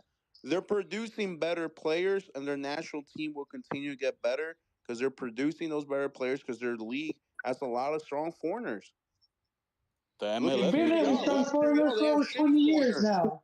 Look at Serie A. They have shitty foreigners that come in, and look at their national team. Like their national team. Their national team, if you look at Serie A, like players like 23 and under, it's almost non-existent. Like as far as Italians on the come up. Like, didn't they just win Euro. a Euro Cup Yeah, not too but go long look ago? at their roster. I'm talking about age. 23 and under is almost non-existent. I think there's actually a report where I think it's like Liga MX and Serie A. They're like in top 10 as far as like leagues that gave the least chances to like youth domestic players. So what's wrong with your ages? What's wrong with the viejitos? They're getting it done. Let them do it. Wait, they still came out of those clubs. Viejitos is the same thing that everyone's been complaining about Mexico. That there hasn't been a generational change. Why hasn't there been a generational change? Not so much because your viejitos are amazing, just because all your young guys coming up, they're bums. No, because they're not getting opportunities. Look at your goalkeeper situation. There's a lot of goalkeepers in Mexico that are Mexican and under 30 that receive chance. The majority of them turn out to be bums. No, but Mexico shot itself in the foot. Amazing, or is it because no one can compete with them because they're bums? No, because there's very little chance. Acevedo's a bum. Malagón looking like a bum. The pool shallow. Looking like a bum. It's not saying that viejitos are amazing. It's probably, they're not that bad. But all these young guys coming up, they're terrible. And look at the young guys coming up in England. Grealish, Saka, even all these guys that just keep coming up. They're good. That Declan Rice kid, they're all turning out to be good. And why are they turning out to be so much better? Because they're bringing in quality foreigners. I'll wait till they win something. If not, you're just punishing like everyone was doing with Belgium. Yeah, Belgium. Hey, no one talks about them anymore. Yeah, But but for you're a good comparing 4 two different years, things. We're not talking las about pinches Belgium mamadotas, domestic güey, no league mames. producing these players. All those Belgian players were playing in foreign leagues. We're talking about Yeah, is having but a domestic league with high quality foreigners if it's beneficial to your domestic players or not. And then the other thing, I don't even know why you went into the national team. Who the hell had a say for the English Premier League or any league if they bring in high quality foreigners and their domestic players get better? Who said that has to translate to the national team? because that It might shows not that translate Because to the it's national team for a logical. million It's reasons. logical. It's a logical yeah, step. Where are the players going that's to what come from? It's a shows, güey. logical step. Yeah, if you have the best players, then it's gonna show because they're winning, they're kicking ass, and if the players are really that good, then yeah, they're winning those tournaments. Like They're with Spain and that Barcelona base they had. yeah, Spain was fucking Barcelona was one of the top leagues in the world, and it just happens that what 10 of those guys were Spanish, and look what they did in 2010. And then what they do after?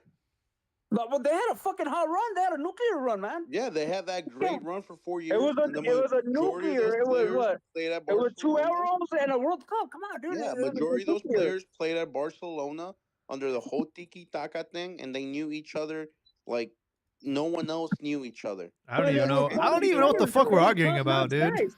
But that They were wasn't top-notch that guys. wasn't 15 random guys spread out through La Liga. That was basically guys from one team with two players from like Madrid and one player like from Sevilla, and they dominated. But It's look not at the all those same guys. thing Look because at all those we're guys not except saying Piqué. Except Manchester Piqué. City has 10 amazing English players. How come hasn't translated? That would be the same argument. If But it's the Manchester City quality. had 10 English players and they won the treble, then you can say, how come England's not winning anything? That would be the same situation. But does all that have to do with MLS and their foreigners? They don't have good foreigners. They have decent foreigners. Like he was saying, Yeah, like the from defenders. midfield up. Yeah. Like if you look at the defenders, like you at first you just think they're random Americans, but then you actually like look at their background, and there's guys that play like from Denmark or like had call ups with Sweden here and there. Like those European countries where obviously it's not like Germany, it's not you know Spain or whatever, but still like decent like European countries where like okay they get called up for that national team. They're not bums. Like they're better than a college player. They're better than an MLS guy who graduates college and then joins the MLS. Like right now, the Better than trend that I see is that they're bringing a lot of African players that are based in the French league, and Yeah. like the guy from the LAFC. What is his name? Is it Buanga? Buanga, yeah. That I think that's going to be the trend. He's a quality guy. He's a guy that could easily be a star in the Liga MX. But no one cares about the French league. That's why they get them so cheap. Yeah, pretty much. Yes.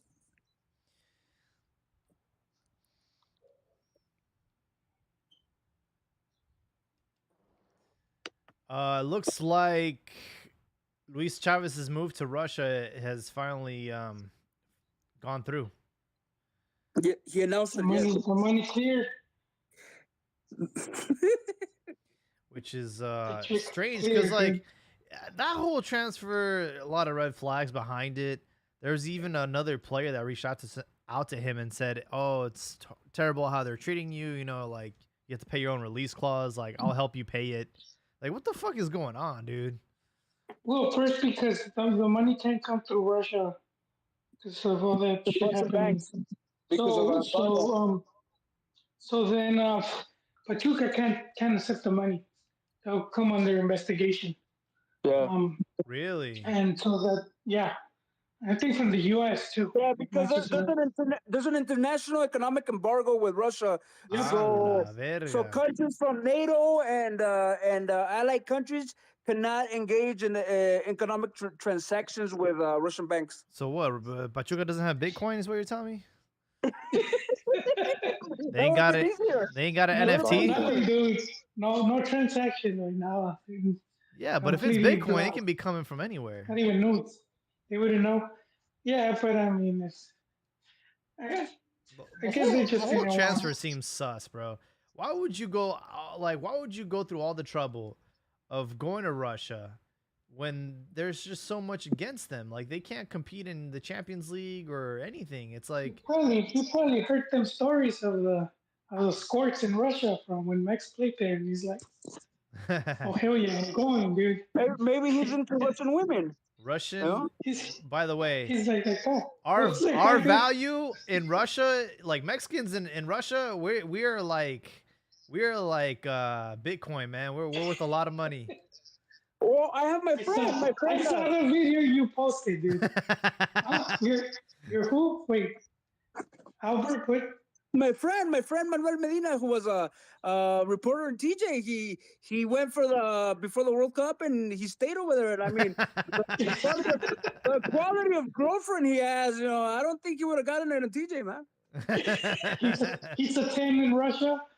Yeah, he's made he's in exotic. TJ, but in Exotic with the brown skin. he's The brown exotic.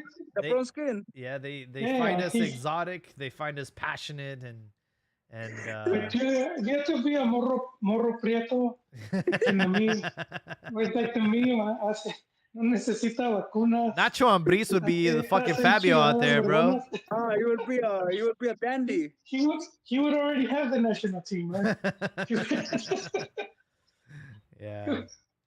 I thought that was a funny video, but I don't understand why you would go through all the trouble of, you know, paying your own release clause, like you and how, you know, I'm sure like that doesn't look good for him. If I see the video you send me, I would pay my own release.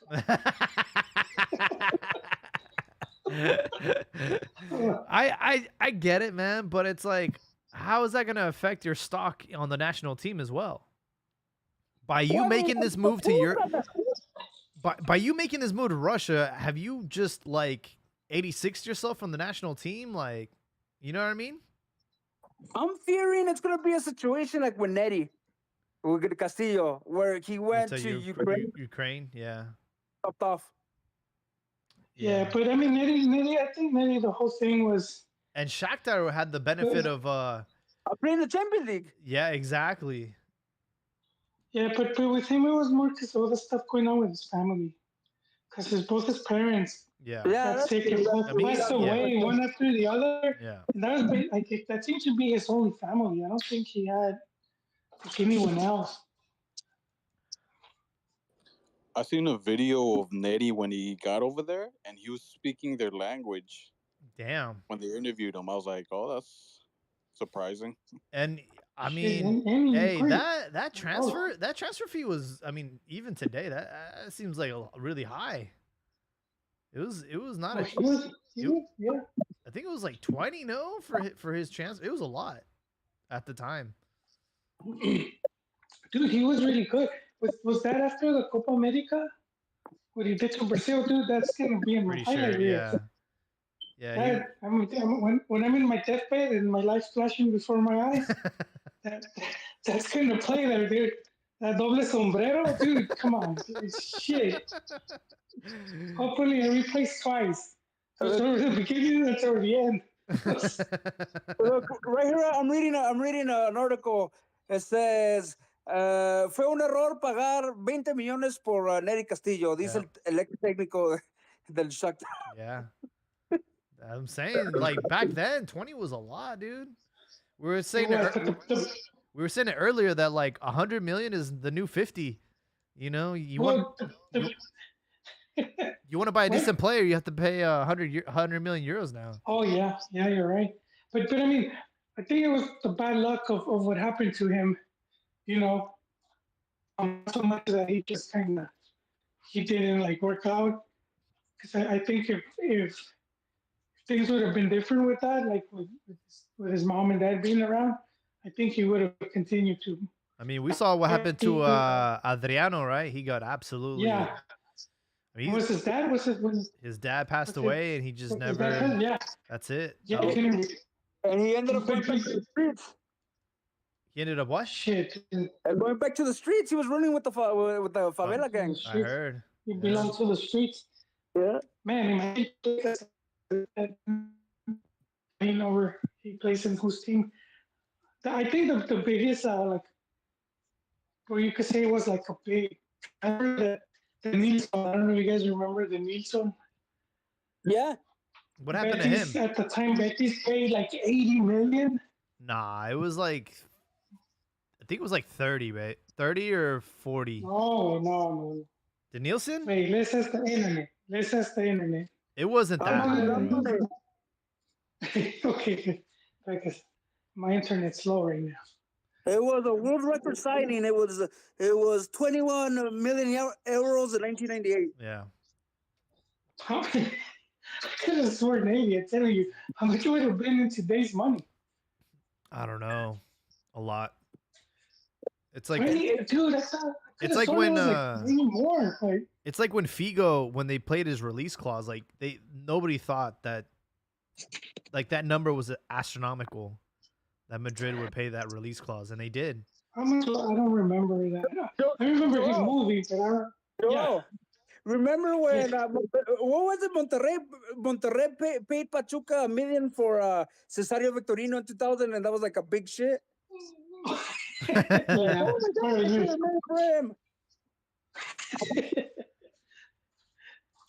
I know that Yeah, when Chivas paid how much was it, like they paid a lot of money for Pulido. That was it really Well, 20? it's 18. I think it's like 18 because they pay Tigres and Olympiacos. They have to pay I twice. seen the interview where Vergara said it was 20. Oh, that's always exaggerated though. That's a lot of money for a guy on the bench, man. for who? Pizarro? No, Bully was worth it, dude. Bully scored the game-winning goal, so it was worth it. Support? Yeah, Never mind. Chivander, though. Hey, but one thing, going back to Nettie, one thing I loved about that guy is that he always stuck it back to the Mexican media, man. I love that shit. ¿Sabes la diferencia? Yo estoy en Europa y tú sabes que México. Y siempre vas a estar en México. Those guys are so arrogant, man. The Mexican press. Oh, he put them in their place, dude. Those guys are some real pieces of shit, man. Well, not all of them, but the main ones. Oh, most of the them guys are. with micro.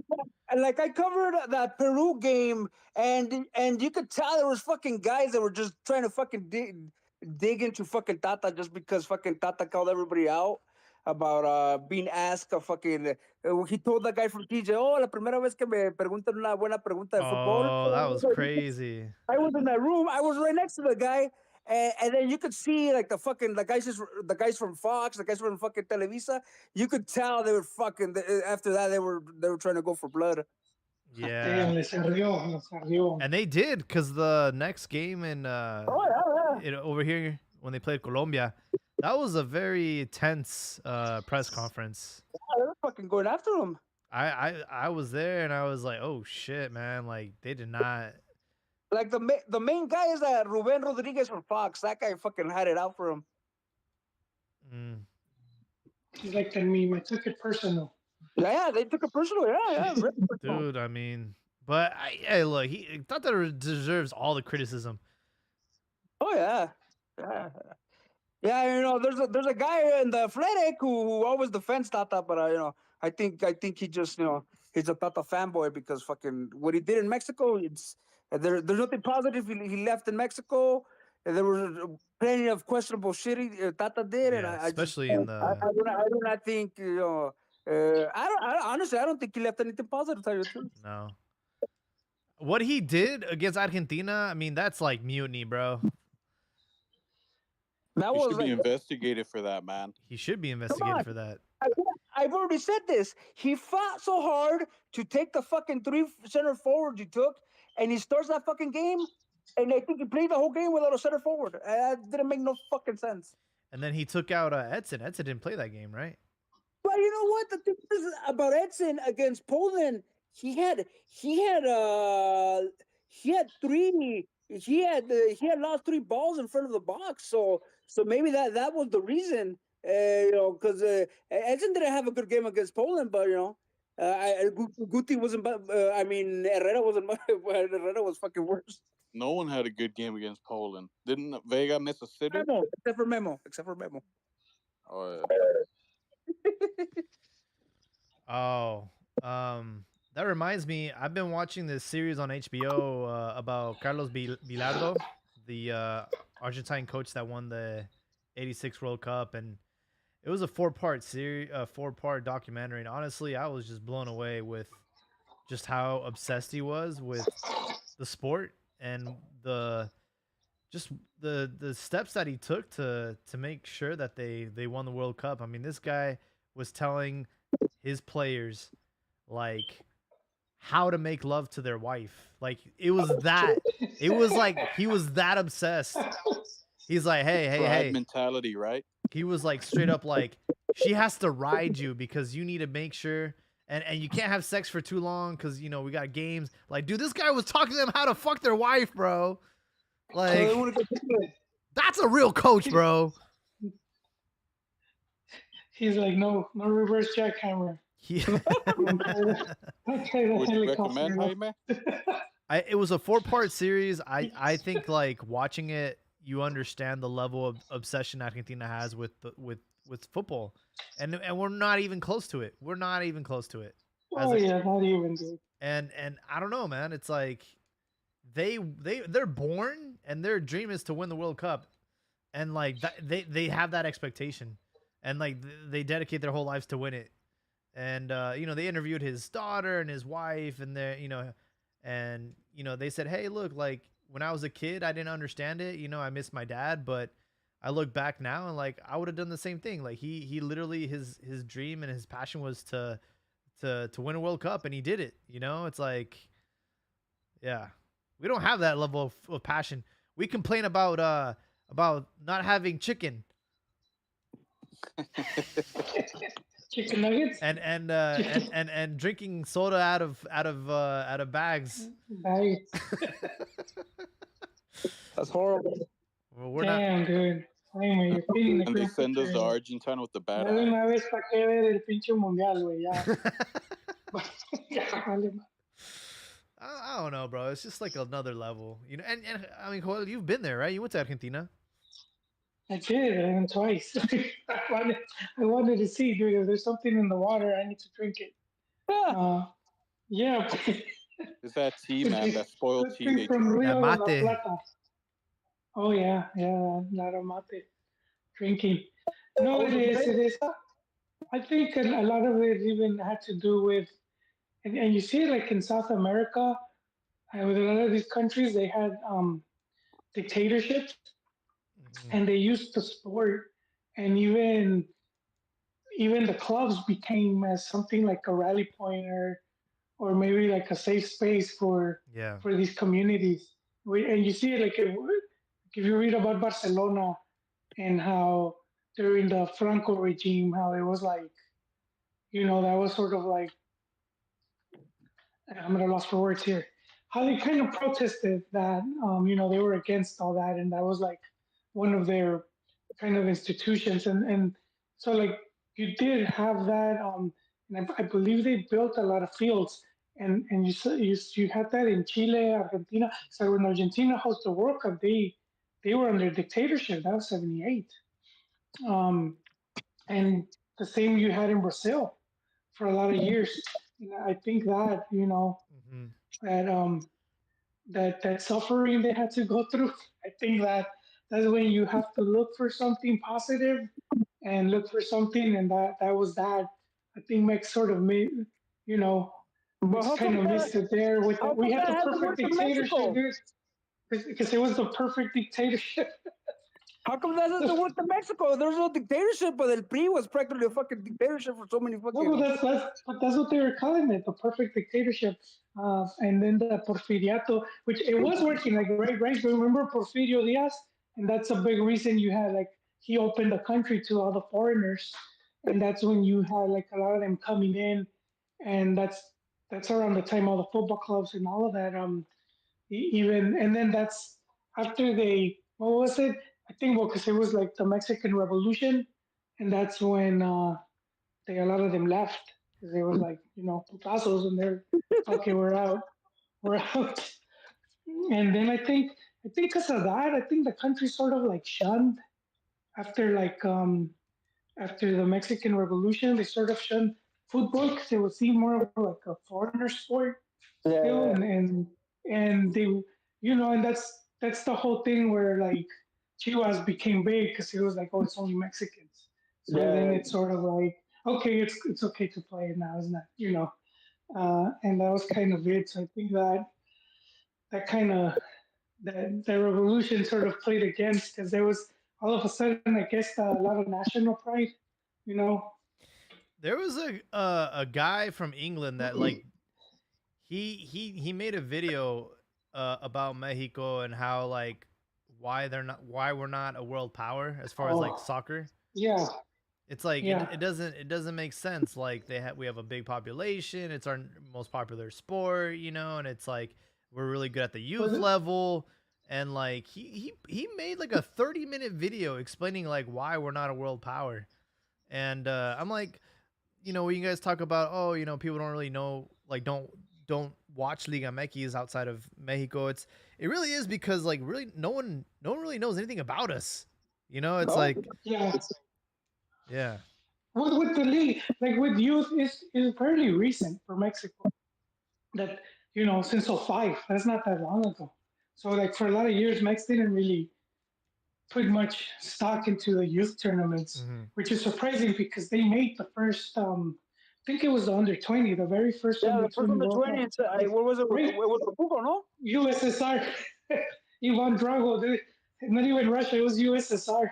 They Damn. lose to Hugo was in that USSR, team. I think in penalties. Yeah, Hugo was in that team. You would have thought then that they could have won that. And who knows how that would have changed everything if they win that youth What tournament. year was It would that? have 79, no? like 80. Yeah, 80? like 80, 79, I guess. Really? Yeah, the first youth tournament they played, the first under 20, I think it was. But even like Olympics and stuff like that, you wouldn't hear like if the next team didn't make the Olympics, you wouldn't hear oh fracasote and ya valió verga, this everything, burn it down and start. Like no one really gave a shit. And like after '05, that sort of changed everything. Now when you have the under 17 winning in '05, and then those youth teams start doing better, and then obviously the Olympic win in 2011, 12. the Olympic gold in 12, and then the other another under 17, so Didn't it's very recent with youth. It's very recent. You go back and no one really they didn't put much stock into it. What Um, about Cachirules? oh, well, that yeah, killed everything. That killed Cachirules everything. was like they were like yeah, because they were that was more like I think they wanted to give experience to some players But so you that know then what? That they didn't could make make it sense. to That the didn't World make Cup. sense. I It know, doesn't make stupid. sense. It's like they were using fucking older players to go fucking beat fucking Trinidad and Tobago and Guatemala. Come on, that fucking didn't make sense. Well, I guess because they wanted to have them registered and then use those players, uh, at You the know what? Olympics, Do and you think that then was fair probably put punishment? Well, you know what? I kind of no. believe that conspiracy theory that it was a setup to get Mexico out of the way so that the U.S. could qualify since they were going to be But the no, host. pero no se iban a cruzar, dude. If you see the thing, I don't think they were gonna. And there was gonna be two teams going to the '90 World. So it was them and Costa Rica. It ended up being U.S. and Costa Rica. I don't agree with that because CONCACAF had already punished Mexico for that. Oh, okay. They and the punishment was pretty light. It was like, all right, your youth team doesn't qualify, Seems and excessive that's fine. to punish the No, senior it's team. just But didn't well, it that was grow like the FIFA. second time That was section? FIFA because then, and I think it could have been a power play. It could have been a power play from because we had a Cañedo. I don't know if he was. Cañeda, I If he think was Cañeda was late. the vice president of FIFA at the He, time. yeah, he was, and that's why the president from FMF was like, you know what, fuck you guys from CACAF. I know some people, and he goes to FIFA, and then FIFA's like, yeah, everyone's banned. They dropped the ban hammer hard, and But so then, that was just Didn't it explode when that Mexican journalist, what's his name? I think Antonio Moreno fucking exposed them, and they said, Yeah, nah, yeah, that was the other thing too. It was the old Mexican media that exposed yep. the team, and but I think if with that guy Cañedo being there, I wouldn't put it past like some shit going on there. I would. I can. You had the Medrano, dude. I'm telling you guys, you guys need to listen to his podcast because he had De La Torre, Alberto De La Torre on the pod. Oh And shit. Alberto De La Torre was president, and he was president when back in the Confederations Cup when I think it was some of the players tested positive for Yeah, Clumbeterol. 2005, where they exiled Carmona and fucking that Galindo. Yeah. So he was talking about he was president, and I think, dude, I think fucking Cañedo was still there, man.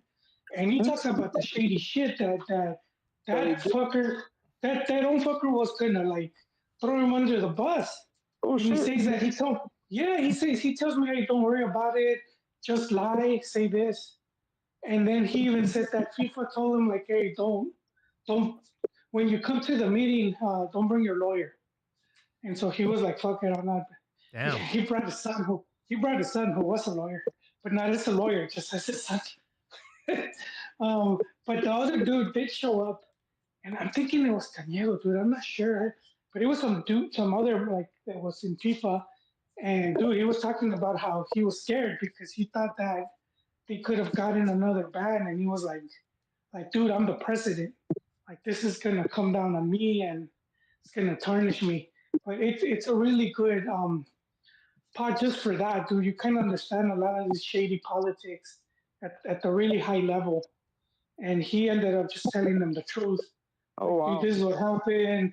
Uh, the doctor fucked us over. Like, dude, there was like so much fuck ups. Like, they didn't test them before they left. Oh Yeah, wow. it was a whole mess. Yeah, Wait, you're right. Yeah. well, was it for It Clan was or a was joke. it I thought it was anabolic Yeah. steroids or something, no? Or No, it was Cumbeterol. Oh, for real? No, Galindo wasn't Clometerol. It was, I think, it was an anabolic. Yeah. Oh, yeah, I might get it confused. I do think he was. But regardless, it was positive testing, and it's like, how didn't you guys know? And a lot of bullshit. But the whole politics of it, he starts going into it, and I'm telling you, you learn a lot from that shit right there, because you rarely hear this side, This is like, it's on like on YouTube, Medrano, Alberto de la Torre. Might seem like boring because like, Wait, Nestor? what does this guy have to? No, Alberto. Who's Alberto?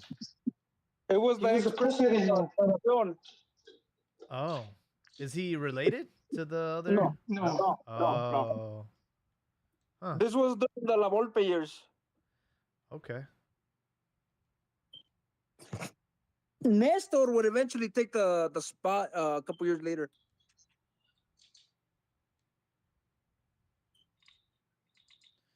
Interesting. Nestor said he found Vela in the restroom with the lady boy.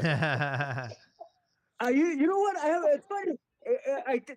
When I worked some games with Zoom in 2000, it was a friendly against Guatemala in 2009 in San Diego. I saw Nestor fucking getting into fucking Gerwitz about bringing shit up like that. I think he told him like, si se quieren ir con unos culitos, no pasa nada, blah blah blah. He was really fucking going into fucking Gerwitz. Oh. I like that word, culitos.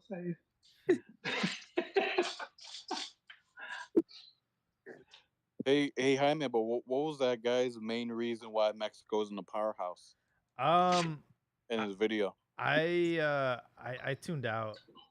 I started watching I read it. something like that. I mean, I think I've seen that before, and he doesn't have. I mean, he has like several. In population, you really can't use population because He basically you have countries. yeah. He said something about like he mentioned the short season format and how like that affects player selection, and how we can't Yeah, really I agree with develop that. players because we don't have the patience and time to do Yeah. that short-term results, right? And then also that our players don't necessarily have to be exported to make money, like within our own league. You know, we keep it. Yeah, I don't agree with that one.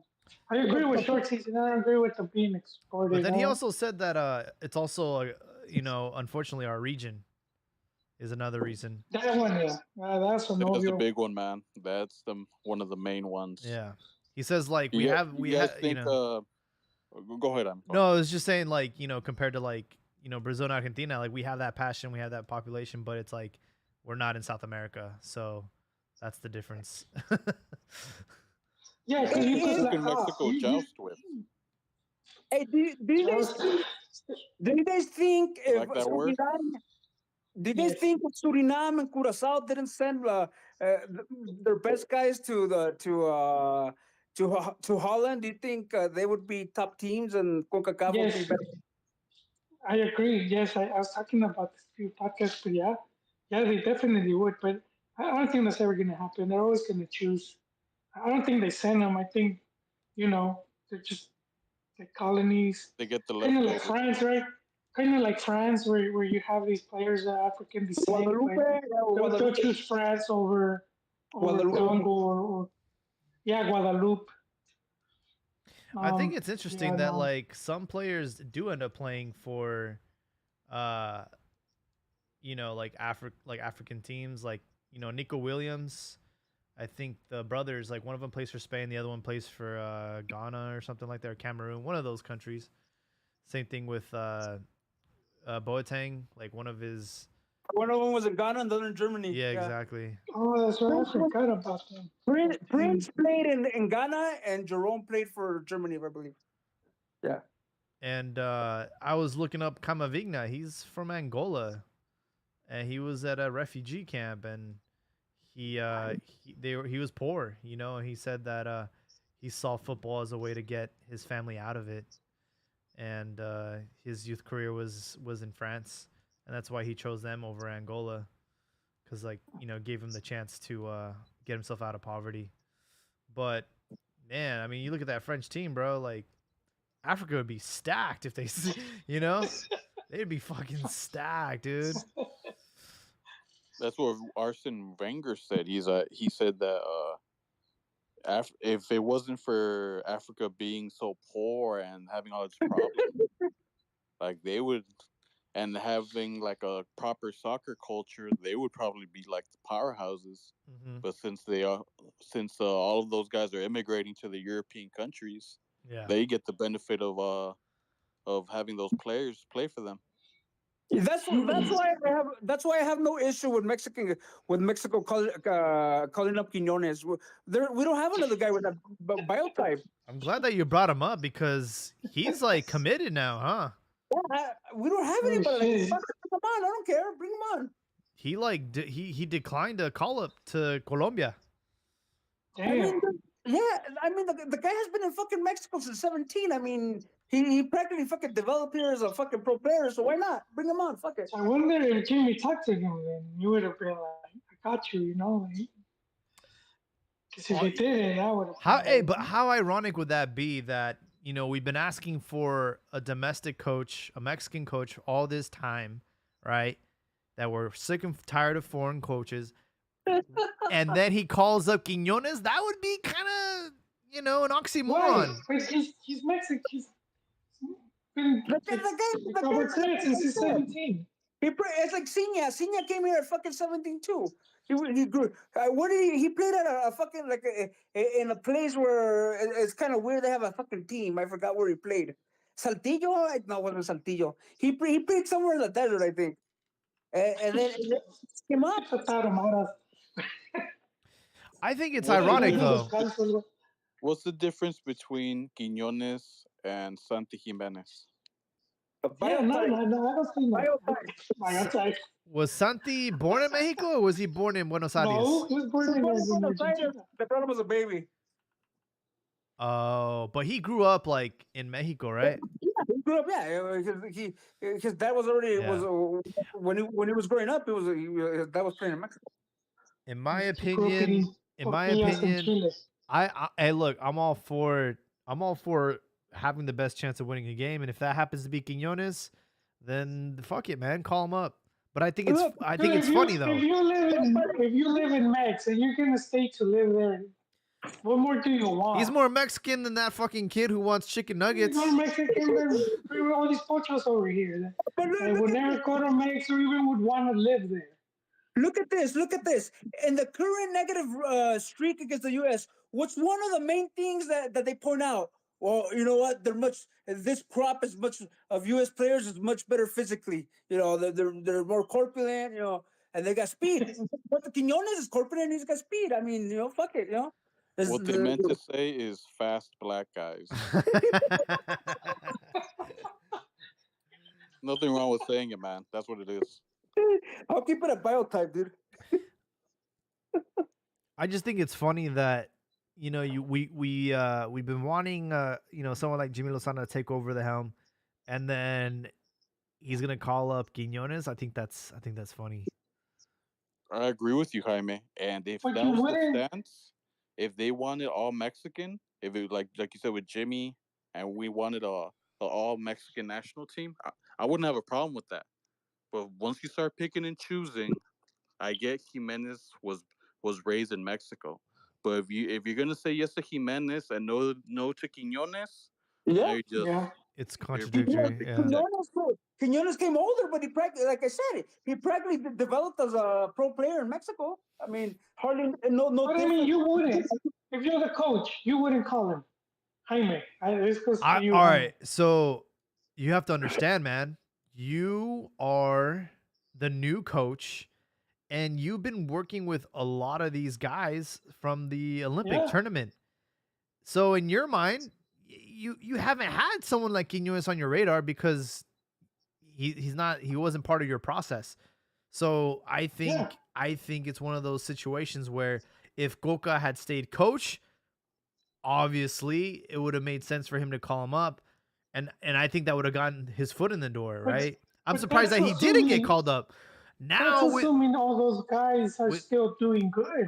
Like Habibi said, it's the moments. And but here's the none of thing, those guys that bro. were in the process. Let's be honest. Like, I think that like Jimmy got the job, he wanted the job, but I don't think in the matter of how he got it, he's happy, right? It was kind of like the benefit of the course doubt. not. Yeah. It was like, hey, like they weren't 100% convinced that he was going to be the main guy, and then they kind of backtracked and made that, they made the announcement and whatever. But Because if you look back at December, he wasn't even a fucking candidate. Yeah. Initially, they said he maybe as a auxiliar, but he was not on their deck of cards. Then Coca fucking shits the bed. And they needed So- fucking somebody. you have to understand that up until now, he's been given a team, right? He came in to replace Coca. So whenever Mexico's next game is and whoever he decides to call up, that is going to be a huge moment, right? And I think I don't know if he has the balls to call up a player like Quinones. I don't know if he has the balls to do that.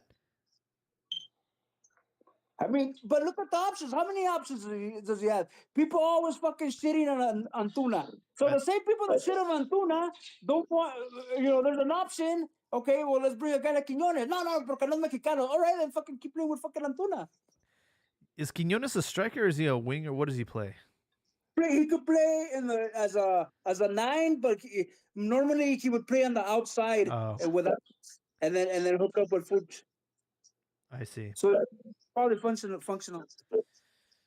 Yeah, because I mean, let's be honest, we do have a striker crisis, right? So if he was to, he could fill both roles. Actually. Yeah, I would like to see him and Jimenez on the pitch at the same time. I think that'd be great.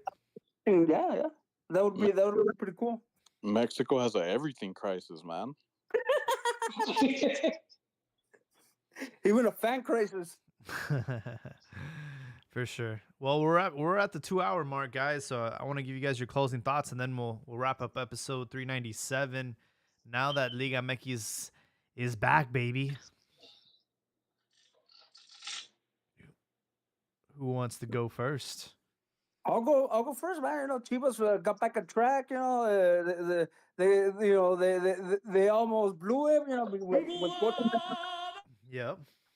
but I mean, they got the 3 points, and they're still on top. You know, it's they're back in the vibe of the Liga MX, and I think Rebaño's gonna, you know, they're gonna start showing us that impulse they had in the first three games. Absolutely. I would say the biggest criticism today was number one, they were gifted a PK, they missed it. Number two, they had a man up the entire second half. And to just win 1-0, it's just, it doesn't sit well with me. But at the end of the day, they got the 3 points, and that's all that matters. It's momentum building. Yes. Also, there was a Chivada sighting. He called a handball in the first half. It was questionable, right? Could have gone either way. Pocho takes the PK. He shoots it right down the middle, and Toño Rodriguez saves it, which, like if you're an ex-player, that's the most satisfying feeling, right? It's to block a PK, to deny your ex-team that kicked you out an opportunity to win the game. I think Toño had an incredible had an incredible game today, and I am not convinced that it was the right decision to let him leave, because our replacement is at best a lateral move, if not worse.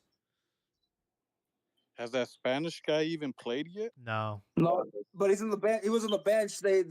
Tala Rangel wasn't called, so Wiley was the Wiley. backup. I think people need to start criticizing the Iron Man the same way they did with my Tocayo Peláez, man, with these signings. A couple of them aren't making sense. Nope. Kind of seems like he's stuffing his Marine is pockets. trash, dude. Marine is street trash. He's not good. Rios is trash. Yeah.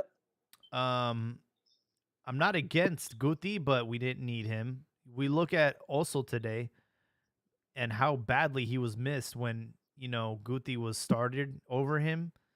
Like Oso's a much better player. Yeah. So You know, I just think Guti's has been in a funk for the last year. He had decent seasons, but you know he has been on the downturn for the last year. yeah. All right, who's next? I'll go.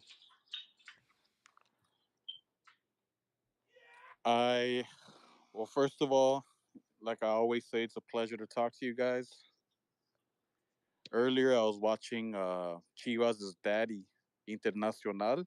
They're in the quarterfinal of the Libertadores, and Valencia, scored the only goal. Oh, he's out there now, huh? Yeah, Nice. they were playing in Bolivia. Wow. And that was pretty interesting to see. But I wanted to bring something up, and like we're kind of all sharing our points regarding that about the players. But we're comparing Liga MX and MLS and the players and Chicharito and all that. Because I was mainly about the players. Because I think that's a big problem in player development and how you stand as a league, being known as a league. I think that's something Mexico's been struggling for a while, and I wanted to tell you guys about this video I saw on YouTube about there's this ESPN video that shares like all the ESPN guys like from South America and all the countries like Colombia, Argentina, and Mexico. Like they show all the highlights of the talking points, right, of the tables of what they talk about. And I found one interesting in about the Argentina one. But keep in mind, I had to hold my head because I was getting a headache. Because whenever I hear those guys talk for too long, my head just starts hurting. Pero they were talking about this kid that plays for Boca. Like he's like a hot prospect right now. I think he's a left back. He's a redhead. He looks like Chucky from Child's Play. And he's a pretty good player. Like I seen him play in the. I'm not gonna say I seen him all his games, but I seen a couple of his Libertadores games, and he looks like the goods. And they were complaining because Bryden is coming in and they're gonna swoop him up. They've already contacted Really? his agent. Yeah, and they're complaining about that. They were saying these kids that because everyone knows Argentina has been forced into being like the glorified feeder team for the world, right? Them and Brazil. no, I wouldn't say Brazil. Brazil's got as a strong league. I wouldn't say so much Brazil. Oh, okay. Well, yeah, they have some feeder in them too. But Uruguay. yeah, Uruguay. What's Yeah, his name? especially Uruguay. I'm forgetting his name now that you mentioned it, Jaime. But he's a redhead and he's a left back. Oh, okay. Something Barco or Blanc. I'm forgetting his Barco. name. It's a Barco. Oh, okay, Barco. I'm forgetting his name, but he's the youngest one on the team. I think he's 17 or he's just turned 18. From Oh. Boca? Yeah, Yeah, it's Valentin Barco. there you go. Well, what they were complaining about, and they were saying that all these young kids, there's all the European teams are stealing them, right? They're swooping in and pretty much stealing them from the league, and they're not being developed to being ídolos. Hmm. And you know they love that shit over there, playing for like being a ídolo for River or Boca or whatever, right? You know what? That was one of the knocks on Messi, that he didn't have that Liga Argentina moment. Like Higuain, I think he just played one season with fucking River, but he scored in a fucking Clásico and he won the fans over. And that's one of the, and Messi doesn't have that moment. I mean, he won the World Cup, but before that, that was one of the knocks they had on him. For sure, but they were complaining about that, about how they're pretty much Yeah. a feeder league now. Yep. Like none of the teams, like they're still big teams. Don't get me wrong, Boca and River, they can attract certain type of players, but they can't keep certain type of players, and that just had me Yeah. thinking, if these guys are complaining because they produce so many players that they steal them. I was just comparing it to Mexico, and I'm like, these guys don't produce any players. The ones they do, they're a handful, and the league brings in for every 5 foreigners, 4 of them are bad. And I was thinking about that, and I just feel like I think one of the main things Liga MX needs to work on is producing players, man. Like I don't think they're gonna be able to keep this charade going for too long if it keeps going this way. Yeah, They need to bring back the I looked. 20 once. Oh, go ahead. No, they need to bring back what was it, the rule, the 20 once? Yeah. Or something like that. They need to bring something back like that. I mean, Not even, but I think they did with the second division. They The way bring back they're Copa MX too. structuring it. They're structuring the second division so they could have more national born players. I do think that's going to help because then it's going to give a lot of the youth more playing time. I know it's not going to be first division, but playing time at least in second. And I remember seeing this how it affected Chivas because Chivas had Tapatio for a long time, and around the time Angelica Fuentes came in, she sold the club or the franchise, and so then she said, "Well, we don't need that. We could just have the Chiva players in the under 20 and on the under 17 leagues that I mean, yeah, leagues that Liga MX has created for youth." yeah. And I remember reading about some of the traders from Chivas were saying that was very low. The level of play was very low, and that the best players weren't going to develop. Like it was hindering them. Yeah. And you did see that like Chivas sort of started they tried out, and that was one of the best things they did in recent times when they brought back Tapatio, and they've had a lot of their best talent playing there with it. And that's the thing, you get to play day in day out, and you're just playing, and that's going to develop you more. I mean, Where it's they been a were trying while. to do is It's been a while what happened. since it's been a while since I mean, before this current crop of promising players, it was a while since Chivas had something like that. Yeah, yeah, and that's part of it. So I do think now, for like, let's say, like Tigres, for example, where before they had a couple of these young guys and they can crack into the first team, and doesn't really help if you send them on loan because a lot of times these teams aren't going to benefit. But if you have like a team where they're getting constant playing time and they're being developed, and then the first team needs them, then they kind of seeing that this guy's actually doing good, and there's more trust now, so they could just scoop him up for the next season or whatever, and have him playing.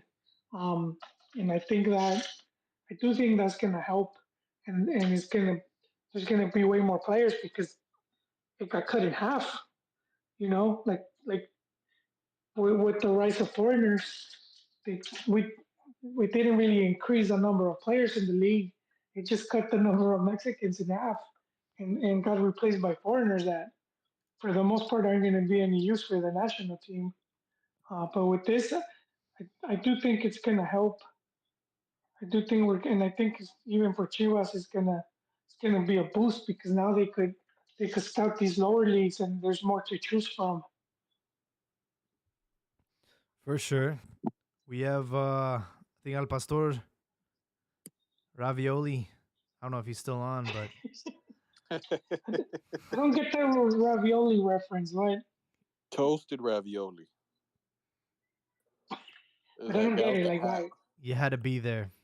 Yeah. oh, I think mm, he might Too have much ravioli, man. he might have logged out for the day, or maybe he's Joel, what you got for us, Mike? that was it, man. I think that just what I said, going off of what Richie, um, it was it Richie or Albert? One of you guys, but I was just saying. I think that's my final thought. I do have some high hopes for that second division and giving a chance to a lot of these, because it was sad to see that one, that those under 17 crop return, like not return, but return to their clubs, and then like none of them played, right? And that's sad, man. That's like shit, man. Where are these heroes? But now I think there's gonna be we're gonna see more of these guys playing, and for some of them it's gonna take longer. Like sometimes you expect um, right away. And I do think the top talent, like the very top talent, is ready already by 17, 18. But then there's still some players that are gonna, it's gonna take them a little bit longer. So that's where it benefits a lot of these guys. For sure, for sure. Well, hey, thank everyone for hopping on today. My closing thought: I'm just glad Liga MX is back. League's Cup was very painful to watch, and especially after the start that Chivas had to the season, just perfect 3 out of 3, and then to get put on pause to see what ended up happening was terrible. So I'm glad that they're still undefeated. There's still a lot that they need to work on if they plan on trying to win a championship, and definitely don't sleep on Juarez, man. Juarez, they're in second place. They just won 4-1 today, and yeah, I don't think they can no longer be considered the dark horse. We have a couple matches tomorrow: America Necaxa, Pachuca Cruz Azul, and San Luis León, and then Friday, Saturday, and Sunday. So I'm super glad that their Liga MX is back. As far as rumors go, Gerardo Arteaga, there's a rumor that he might be going to Lyon, which would be an interesting move. Definitely a step up from where he's at now. And then for Chucky Lozano, it sounds like he might be working on a move back to PSV, which is a bit shocking. So yeah, it's just some recent rumors, and it looks like Luis Chavez will be going to Russia. So yeah, that's all I got for you guys. Thank you guys for hopping on, and we'll catch you guys on the next one. Take care.